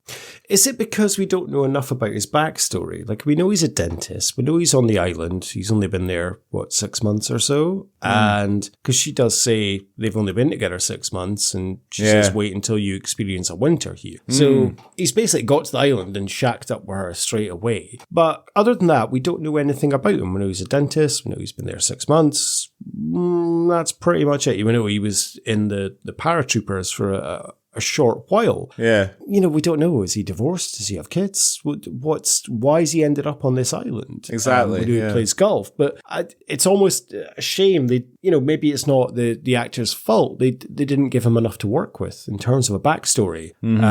But then if you're a good actor, you do create your own backstory in terms of your character. But he does seem, I would agree, to kind of come up a little bit short compared to everyone else he's on screen with. They kind of blow him out the water in a way. Yeah, exactly. And he's up against 3 fantastic Scottish character actors who no doubt have worked together before, no doubt worked together after this. I kind of really got the sense between Roëves and Cosmo that there's like a friendship there. The actors are friends. And Watson I think is brilliant in this, because this is before he would star as the Mint in Taggart. Like Taggart's first boss, before he was replaced by the Biscuit Superintendent Murray. Tom Watson plays. Not Superintendent. He played Superintendent Murray. Sorry, he was replaced by Superintendent McVitie. Hence the brilliant nicknames. But you're I was kind of used to Tom Watson as well. We had him in Gov and Ghost Story, which is still one of my favourite episodes that we've done. In the 5 years nearly we've been doing the podcast. I really, really enjoyed Gov and Ghost Story. I really liked him in it. But he's playing this sort of kind of softly spoken Scottish Islander, and he brilliantly, he transformed. If it wasn't for the fact he's quite distinctive facially, Tom Watson, you would never really know that it was the same actor. He's got the glasses on, he's that accent and everything. He's fucking so good in it. There's a scene I really liked is when he's with Mike and they're taking the impressions of the teeth from the body, and it effectively has a quiet word with him about his intentions with Fiona. But it's so well done, and when he says, like, I delivered her, I brought her into this world. Yeah. And tells her about the death of her father and stuff. That shows the acting ability of Watson, that you're all in here, and you're kind of thinking, oh God, like, why is he having to act against James Warwick? Because this is such a powerful scene. But it's so well done, the way he does that. It's not like a menacing aspect. There's an undertone there that he's just looking out for Fiona. She's an island girl, as he says. This is where she's lived, and this is where she's from, and he's just looking out for a girl that he's known all of her life, and is obviously a bit suspicious maybe of this outsider that's only been here for 6 months, and we don't know his backstory. So I think that's a wonderfully delivered scene, and he's great at just popping up with things. The one flaw I have, and it's not with his acting, it's with the character, is when they first go to the mortuary and they have the body minus the head. And they're asking him, well, how did she die? And he's, well, I suspect a blow to the head. How? There's no head. How's that been concluded, that she died from a blow to the head? Because there's no head. Yeah. And the body's in bits, because obviously, as we've established, it's been strewn around the bushes like a tinker's washing. So how can you conclude that it's been done by a blow to the head? That was the one bit for me. I was like, I think that's a mistake. How did nobody pick that up? But otherwise, a brilliant character and very well done. The one we're going to have about this, and we'll speak about the ending shortly, is that the way it ends, I wish it had been done in more of like a Hitchcock way, Right. in that the Vodgenoi dies and that's it. Yeah. And then it cuts to like an office and you've got Tom Watson, Maurice Roëves, Cosmo, Imrie, Mike there. And Watson effectively explains everything that happened. Right. If that makes sense. Like, Yeah. you know, says, well, the Vodgenoi Right. was At the end of the this cycle. alien implant. Yeah. Exactly. That's Yeah. what I think would have been really good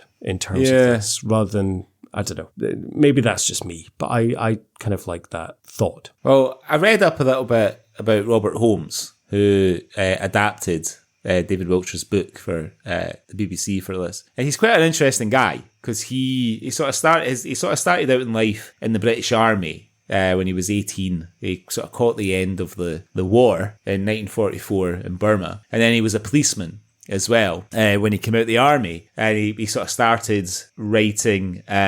He was sort of contributing stuff to some of the dramas that were on in the 60s before he ended up on Doctor Who. But a lot of the Doctor Who stories that he wrote were, because he also script edited as well, but the ones that he wrote, they were always like a wee bit near the knuckle in terms of, you know, I would say he kind of pushed the limit of what he could get away with in terms of what is essentially like a children's drama. Like, for example, he got into hot water at one point because there was a scene in one that he wrote for Tom Baker where the episode ends with somebody holding Tom Baker's head under the water, trying to drown him at fucking 5:00 on a Saturday night. And I think he got a wee bit scunnered with the limitations placed on him. So he ended up writing for things like Blake's Seven, which was a wee bit more grown up. And he wrote like for Invasion and Quartermass and things. So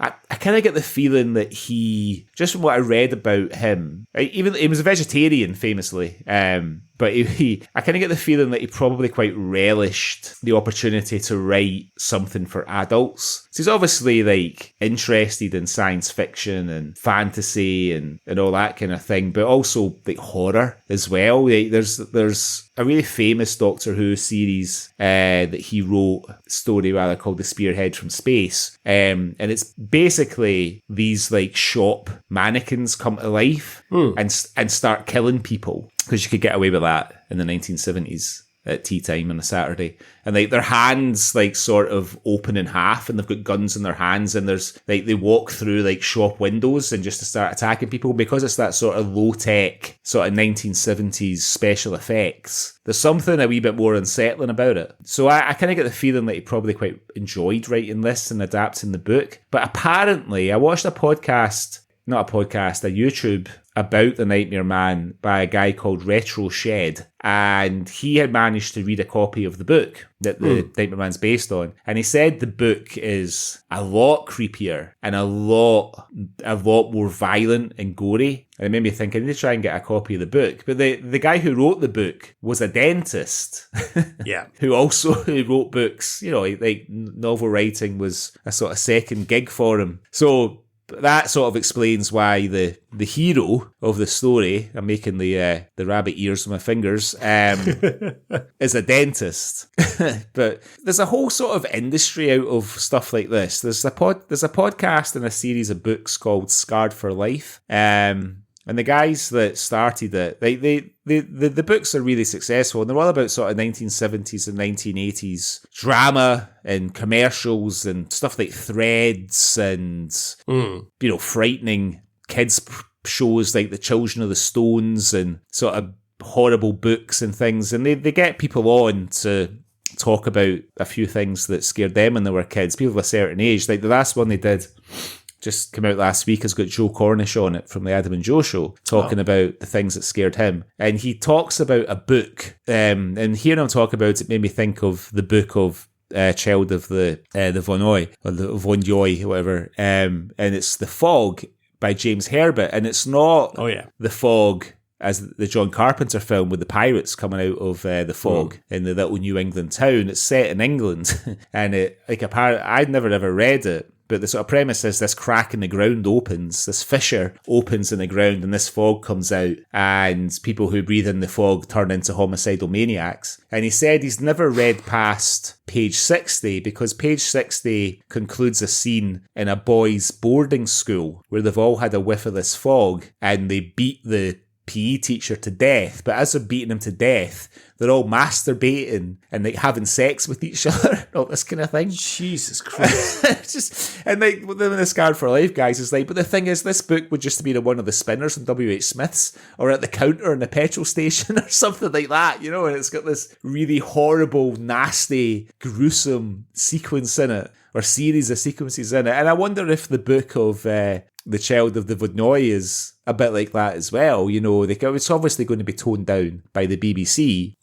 But yeah, there's a bit of a sort of industry of looking back on this stuff and sort of comparing it to modern standards of what you can do and when you can show stuff, you know? Yeah, because I did read that I think the first victim, who is spread about the bushes like a tinker's washing, is in the book, she is sexually assaulted before murdered. Right. So I think there is the book does go into a little bit more elements of that. I guess we should speak about we've spoken about the premise. Obviously, there's something is murdering people on this island, and you don't know if it's a sea creature, you don't know if it's aliens, you don't know if it's genetic mutations. In the end, it turns out that it's the Vodyanoi, which is this Russian pilot of a submarine kind of thing who has like an implant in his brain because he feels at one with the vessel. Yeah. And they crashed, radiation has leaked,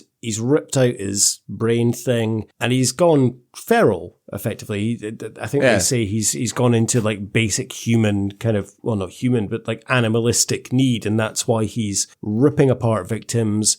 Cannibalism is mentioned at one point. He's eating the flank of the Canadian. I guess he's just trying to survive. Why would you eat human flesh when you've killed a sheep? But I don't know if he's eaten part of the sheep. And that's the thing. So, I mean, like I thought the first 3 episodes were well done. I had no idea what was hunting or killing everyone on the island. And I guess that's the trope of these kind of things, really. But it was quite scary until the killer or creature was actually revealed. And then it falls a bit flat because it's just a man in a rubber suit, basically. Yeah, I mean, it's kind of like, it's like a Power Ranger's being corrupted.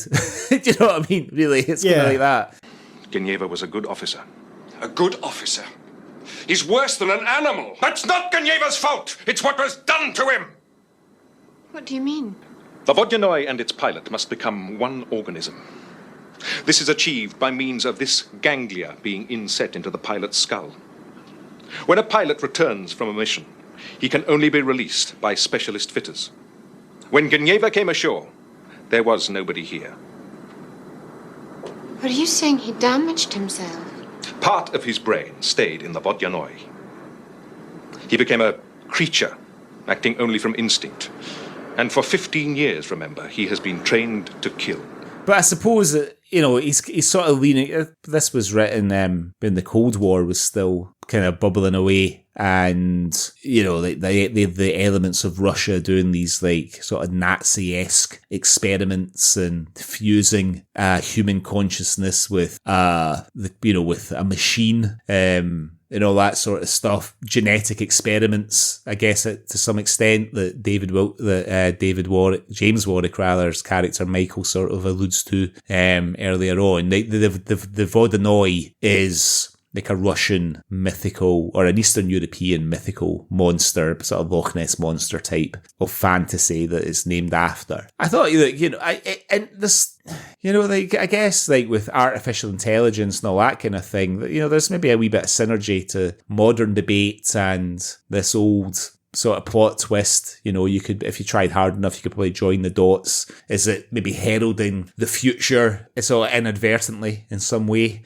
But you have to remember, the BBC are making these dramas for fucking, got like about 50 quid an episode to spend after they've paid all the actors, you know? So that rubber suit he's wearing is probably an old Doctor Who fucking costume that's been sprayed and, you know, adapted. In fact, the actor that plays the killer, like, played like Cybermen and monsters and stuff, and that was kind of how he made his money, was playing that type of sometimes they didn't even get credited in some of the shows that he did. So for me, that's kind of part of the charm of it. You know, I wasn't expecting like some like amazingly crafted, horrifying creature. I knew it would be a bit shit, especially when, you know, when he gets the lifeboat guys, you know, which I think is one of the strongest sequences, like one of the most genuinely creepy sequences. It sort of falls away a wee bit towards the end when the guy that's left sort of hits him with a flare and then tries to climb out the window. And then he appears and pulls him out the window by his arms and stuff. But I liked that bit, but I thought that was it. That was like, when the first two get it, I thought it was quite good. It was really like a sort of classic American slasher film in a lot of ways. I mean, yeah, to speak about the Coast Guards, did you recognise them? I feel like I probably should have done the way you're saying that, but I have to be honest and say that I didn't. Okay, so one of them was played by Ronald Forfer, who was Freddie Boswell in Bread. Do you remember Bread? Oh, yeah, gotta get up. Gotta get up. Yeah. So he was the dad in Bread. But the main one, and I had to look it up because I was like, I know who he is. The young one who hits him with a flare. And, you know, effectively is the last one standing, is Jeff Stewart, who he is Scottish. He was born in Aberdeen, but his family moved to Southampton when he was 3 years old. So I don't know, 3 years, 3 months old. So I don't know if we can claim him, but I'm going to claim him because we do claim him. For many, many years, he played Reg Hollis in The Bill. I've just seen that. Wikipedia. I don't know why I didn't look. I probably didn't look them up because I didn't recognise them. But now that I can see Drummond in my mind's eye, and of course it's young Reg. Yeah. Young Reg in The Bill. And that's genuinely a great scene when he shoots him with a flare. And that is tension. And that reminded me a lot of, as you mentioned earlier, and I think it was an influence on the book, was The Thing. The original The Thing was an influence on the book. Yeah. And I think that scene reminded me of something from The Thing, where I'm going with the Kurt Russell version, obviously. But the original, that part kind of did. And fucking hell, fair play to him. He fucking rocks him with a flare and sets the Vogenoid on fire. And surprised it didn't take him down, but obviously it didn't. That soldier's gimp costume obviously protected him from the flames. The gimp costume, it's exactly what it is. But this is all like pre 9 p.m. on a Friday night. When you know, there's going to be probably some young people that are allowed to stay up a bit later because it's Friday night and there's no school the next day that are going to catch a bit of the fucking Nightmare Man dragging poor old Reg out of a window and beating them to a fucking bloody pulp. Just pushing the envelope, Greg. Just a few years later, would see Zamo smacked out his head in an arcade. Exactly. So Reg from The Bill. I was like, fucking hell, it's Reg from The Bill. I was amazed. So I want to talk a little bit about Colonel Howard because he sort of starts off as a mysterious character. He then becomes a little bit of a villain. But he's sort of then he becomes sort of an anti-hero because he's like, look, all we want to do is get this stuff back to Russia, you know, and we've brought this antidote because it's, you know, it's got a biochemical weapon on it. We don't want anybody in the island to be affected by it, so we're giving you antidotes that you can give to everybody. It should be enough for the whole island. And they're about to fuck off, and they're like, well, but what about this mad Russian guy that's running about fucking pulling bits off people and all that? That's your problem. But then he sort of has a bit of a change of heart because it transpires that he has known this Russian guy before he went bananas and before he had this sort of experiment done on him and stuff, and he decides that he's going to try and reason with him and stop him on the behalf of the islands, and it proves to be his undoing. turns out to be a suspicious character. Starts out to be a suspicious character. Turns out to be a bit of a bad egg, but then, you have to say becomes a bit of a martyr in a way. Kind of that point when he does kind of say, like, yeah, okay, I'll help stop the Vojnoi, the guys can leave without me. How's he getting off the island otherwise? And he does. Goes, tries to kill it. I mean, he's a fucking military man, says that he's in armory, and he misses shooting the Vojnoi. But 6 feet away or something. Fucking terrible shot. And ends up getting his comeuppance and dying. Yeah. But yet the dentist can shoot him with fucking about 4 shots. Yeah, I know exactly. And obviously that Russian gimp suit is not bulletproof, where it might be fireproof. And that's the end of the Vodyanoi. And we have to assume that everybody lives happily ever after, especially Tom and Skip. Get back into the office. Get the drams on. Quite nicely wrapped up as well when Tom Watson's doing the speech in the police office, and he's like, yeah, but 5 dead bodies, and Skip's like, yeah, but can blame them on the Russians, so it's fine. Yeah, exactly. And then I love that Cosmo has the last line of it where he's like, aye, cheers, and has a wee dram. I'll be honest, did not recognise young James Cosmo. I mean, I knew it was Cosmo, but I was like, fucking hell, he looks so different. You think so? I think so. Yeah, I really thought so. See, that's the Cosmo of my sort of memory. You know what I mean? Like that, the very ginger, big bushy tash and hair, like stature and all that sort of stuff. That's the Cosmo. I mean, the thing is, like, 1947, Cosmo's born, so he's in his 30s still in this. You know what I mean? He's not that young, but I suppose he's not that old either. Like a big body of work under his belt by this point, Of course. I mean, if I think of Cosmo, if I think of James and I put him in a picture in my head, genuinely, I think it's Trainspotting Cosmo is like the Cosmo that jumps into my head. Just probably in his 50s, late 40s, early 50s by that 50s. Point. Yeah, 50. Well, in his 50s, yeah. Yeah, with just still the ginger hair, but just, moustache, still full head of hair. I have to say, the trailer you sent me for The Fear, which I think is the 4th of March, looks fucking amazing. And it looks like Cosmo is playing like a fucking mental dad, mad dad. Yeah, like a mad dad, ex kind of fucking military, don't fuck with my kid. Yeah. Like, I can't fucking wait for that. He's in another couple of things of this sort of nature, Cosmo, like before The Nightmare Man. He's in the film version of Doomwatch, which was like a famous BBC series with Ian Bannon and stuff in it, and Robert Powell. But he's in a really, really famous one called The Stone Tape, which you can see on YouTube. But it's a famous it's really old, like 1972. It's got Jane Asher in it, and it's about it's like a ghost story, basically. It's like ghost hunters and a ghost story. It holds up pretty well. The special effects are obviously very much of their time, but you can see a young Cosmo playing, I think he plays a cameraman or something in The Stone Tape. Worth watching. But yeah, I'm looking forward to seeing The Fear. When he did that little cameo for me for my birthday, he did plug The Fear, remember? he gave it a wee plug. How could I forget? Yeah. Great to see him in this, and good to see him in a really prominent part in it as well, so we can bask in his Cosmo-ness all the way through. I enjoyed his island accent. I think he rocks the old-fashioned policeman's uniform, the tunic and everything there. And yeah, just again, not to harp on about him and Roëves, but what a brilliant team they made. Wonderful, but you just I love how they keep sending PC Malcolmson off to do all the shit jobs while they sit in the office of the drams. He's got it's a case of like you can just tell they've worked together for years. Like Cosmo, he's never complaining. He's getting all the Roëves is always telling him stuff to do. He never complains. Yeah, like even when he kind of makes a joke about his day off not happening. Like, he doesn't complain about it.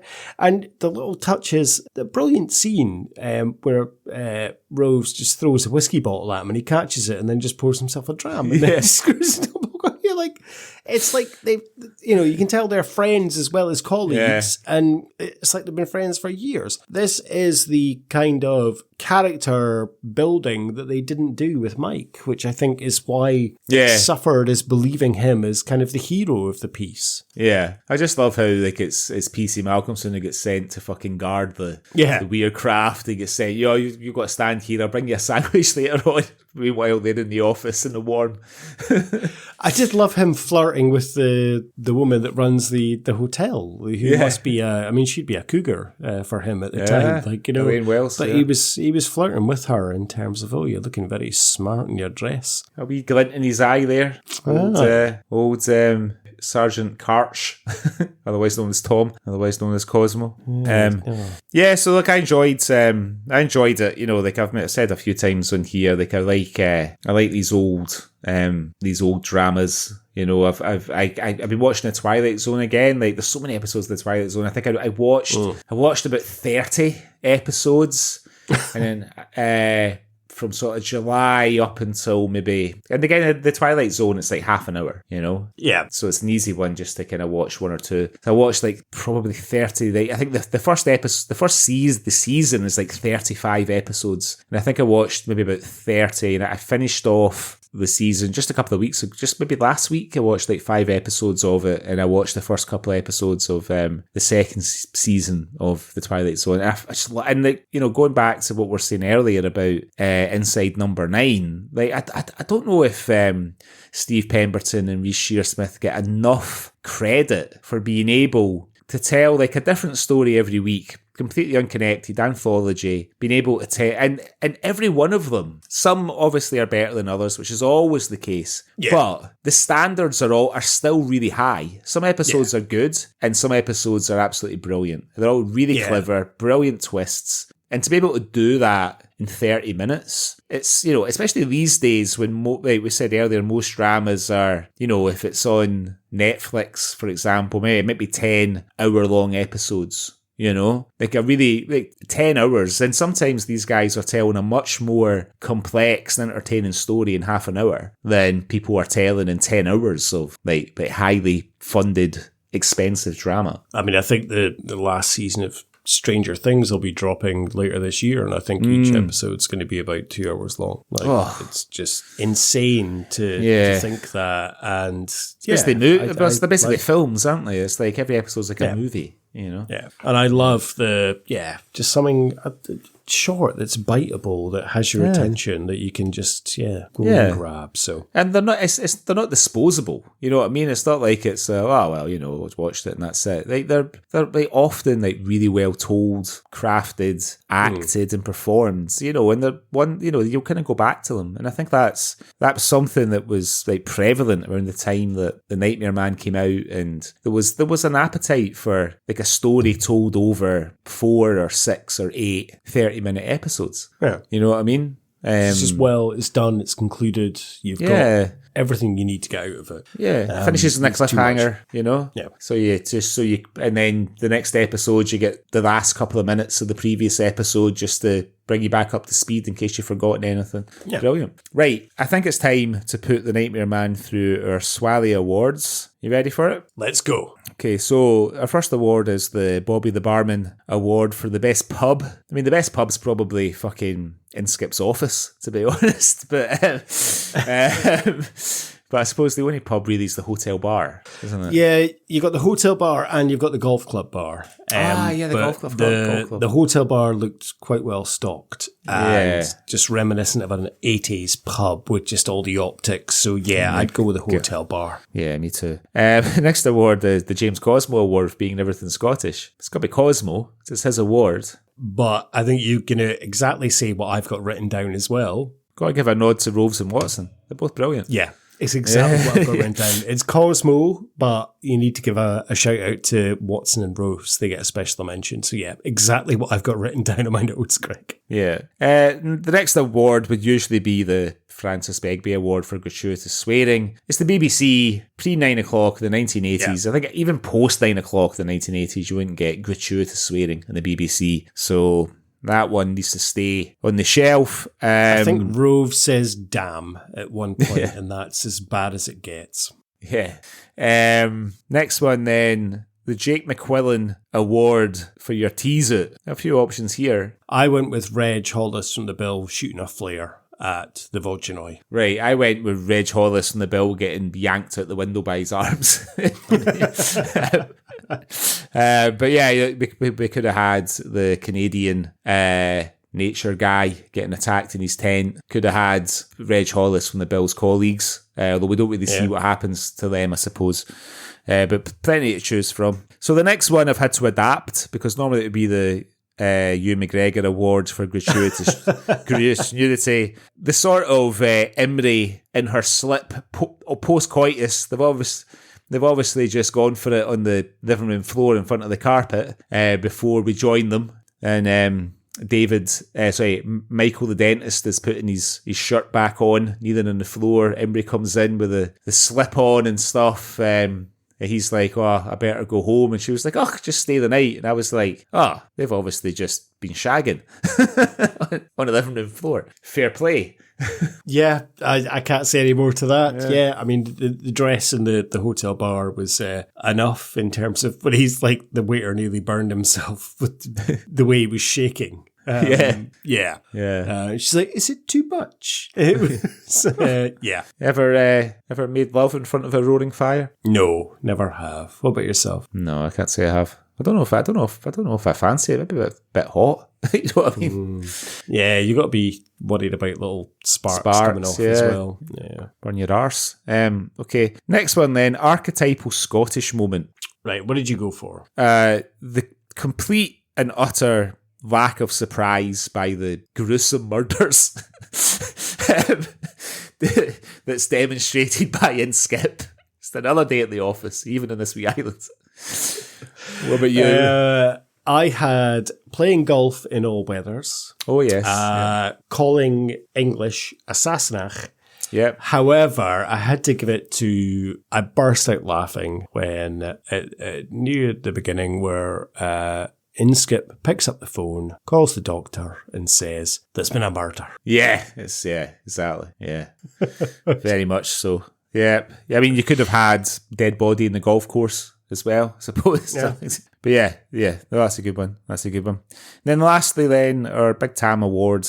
Who wins the Nightmare Man for you? Maurice Roëves. I've got Maurice Roëves. I mean, I'm sort of tempted to give it to between Roëves and Cosmo just because they're so effective together, but Roëves is brilliant on his own as well, whereas Cosmo's at his best in this when he's bouncing off Roëves. I just because I've, since we've been doing the Swally and I've seen more and more of Tom Watson, I really, really like Tom Watson and, as an actor, and I'm sort of tempted just to kind of give a little nod to him for this because I think he's very good in it, but he doesn't really get enough time on the screen, I don't think, to be deserving of the Big Tam Award. No, yeah, I'd agree with you on that. But yeah, it made me love Tom Watson a little bit more, but it made me love Maurice Roëves even more. Like the stuff we've covered him in is just... Yeah, brilliant. He's just phenomenal. I mean, I keep harking back to Tutti Frutti, where he's just so good. And of course, the Acid House, it's fucking phenomenal in that. But yeah, Maurice Roëves, for me, just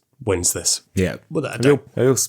Powerhouse of an actor, do you know what I mean? Like it's the face, that sort of, his face is sort of well lived in, you know what I mean? Yeah, I really like him. Anyway, that's A Nightmare Man. If you haven't seen it, ruined it for you now, probably should have said at the beginning. But if you want to watch it, if you can't get it on DVD, it is available on Daily Motion. All the episodes, you might have to sit through a couple of local, low budget adverts at annoying moments, but you get it on Daily Motion. Well worth a watch. But it was my choice for this episode, which means that it comes back to you for the next one. What are we watching? Well, we are going to move a little bit further forward on the next episode, Greg, but not too far, as we go into 1985. This is a film I've been wanting to cover for quite a while, and I think now is the time.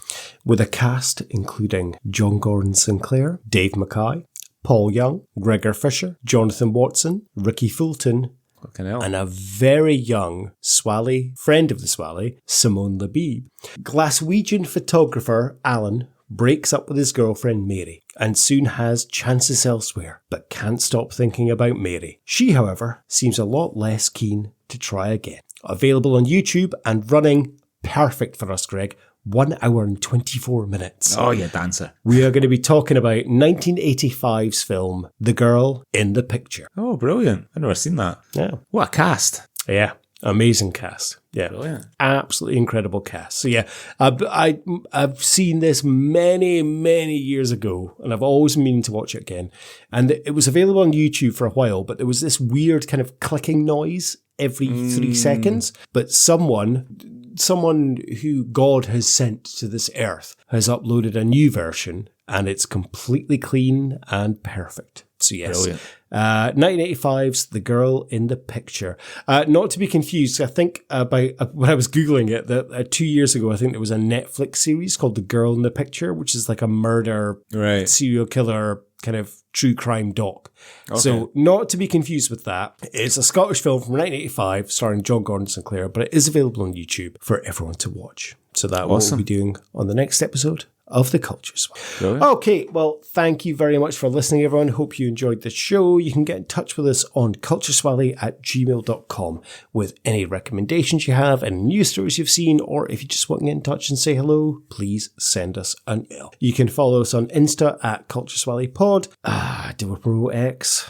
We're at there, at SwallyPod. We don't do much there. No. But we do have a wonderful website, don't we, Greg? We do. You can find us at cultureswally.com. Links to all our episodes, including this one, and some features and blogs about Scottish media. Even a bit about Rabbie Burns, we're talking about earlier on, or Tam O'Shanter rather. So come and check us out there. There's a bit of traffic. Maybe somebody will pay us to advertise on it one day. Who knows? Who knows? Wonderful. Right. You up to anything else this evening? But it's probably, it's 10:15 for you now. 10:15. I'm going to tidy up my desk here. I'm going to go to bed because I'm getting up early tomorrow to play tennis. It's 6 o'clock start because that's the only time the court's available. But I want to do that. A few little jog. I'll go and look at a new car for my wife tomorrow morning. Then after that, I think I've got the afternoon. Just me and my daughter Renee in the house. She likes to sit in her room and watch the telly. I can lie on the sofa, maybe watch The Girl in the Picture, have a disco nap. It's going to be great. Wonderful. Sounds like a fantastic day. It does. Anyway, what about you? What's your plans this evening?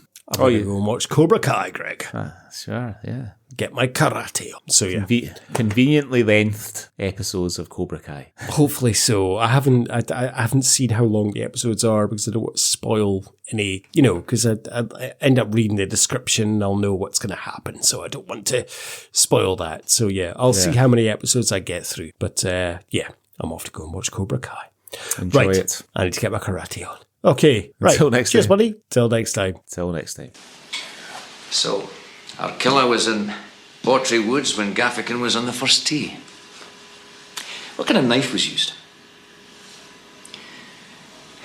You see, there are no injuries consistent with the use of a knife, Inspector. Just strength.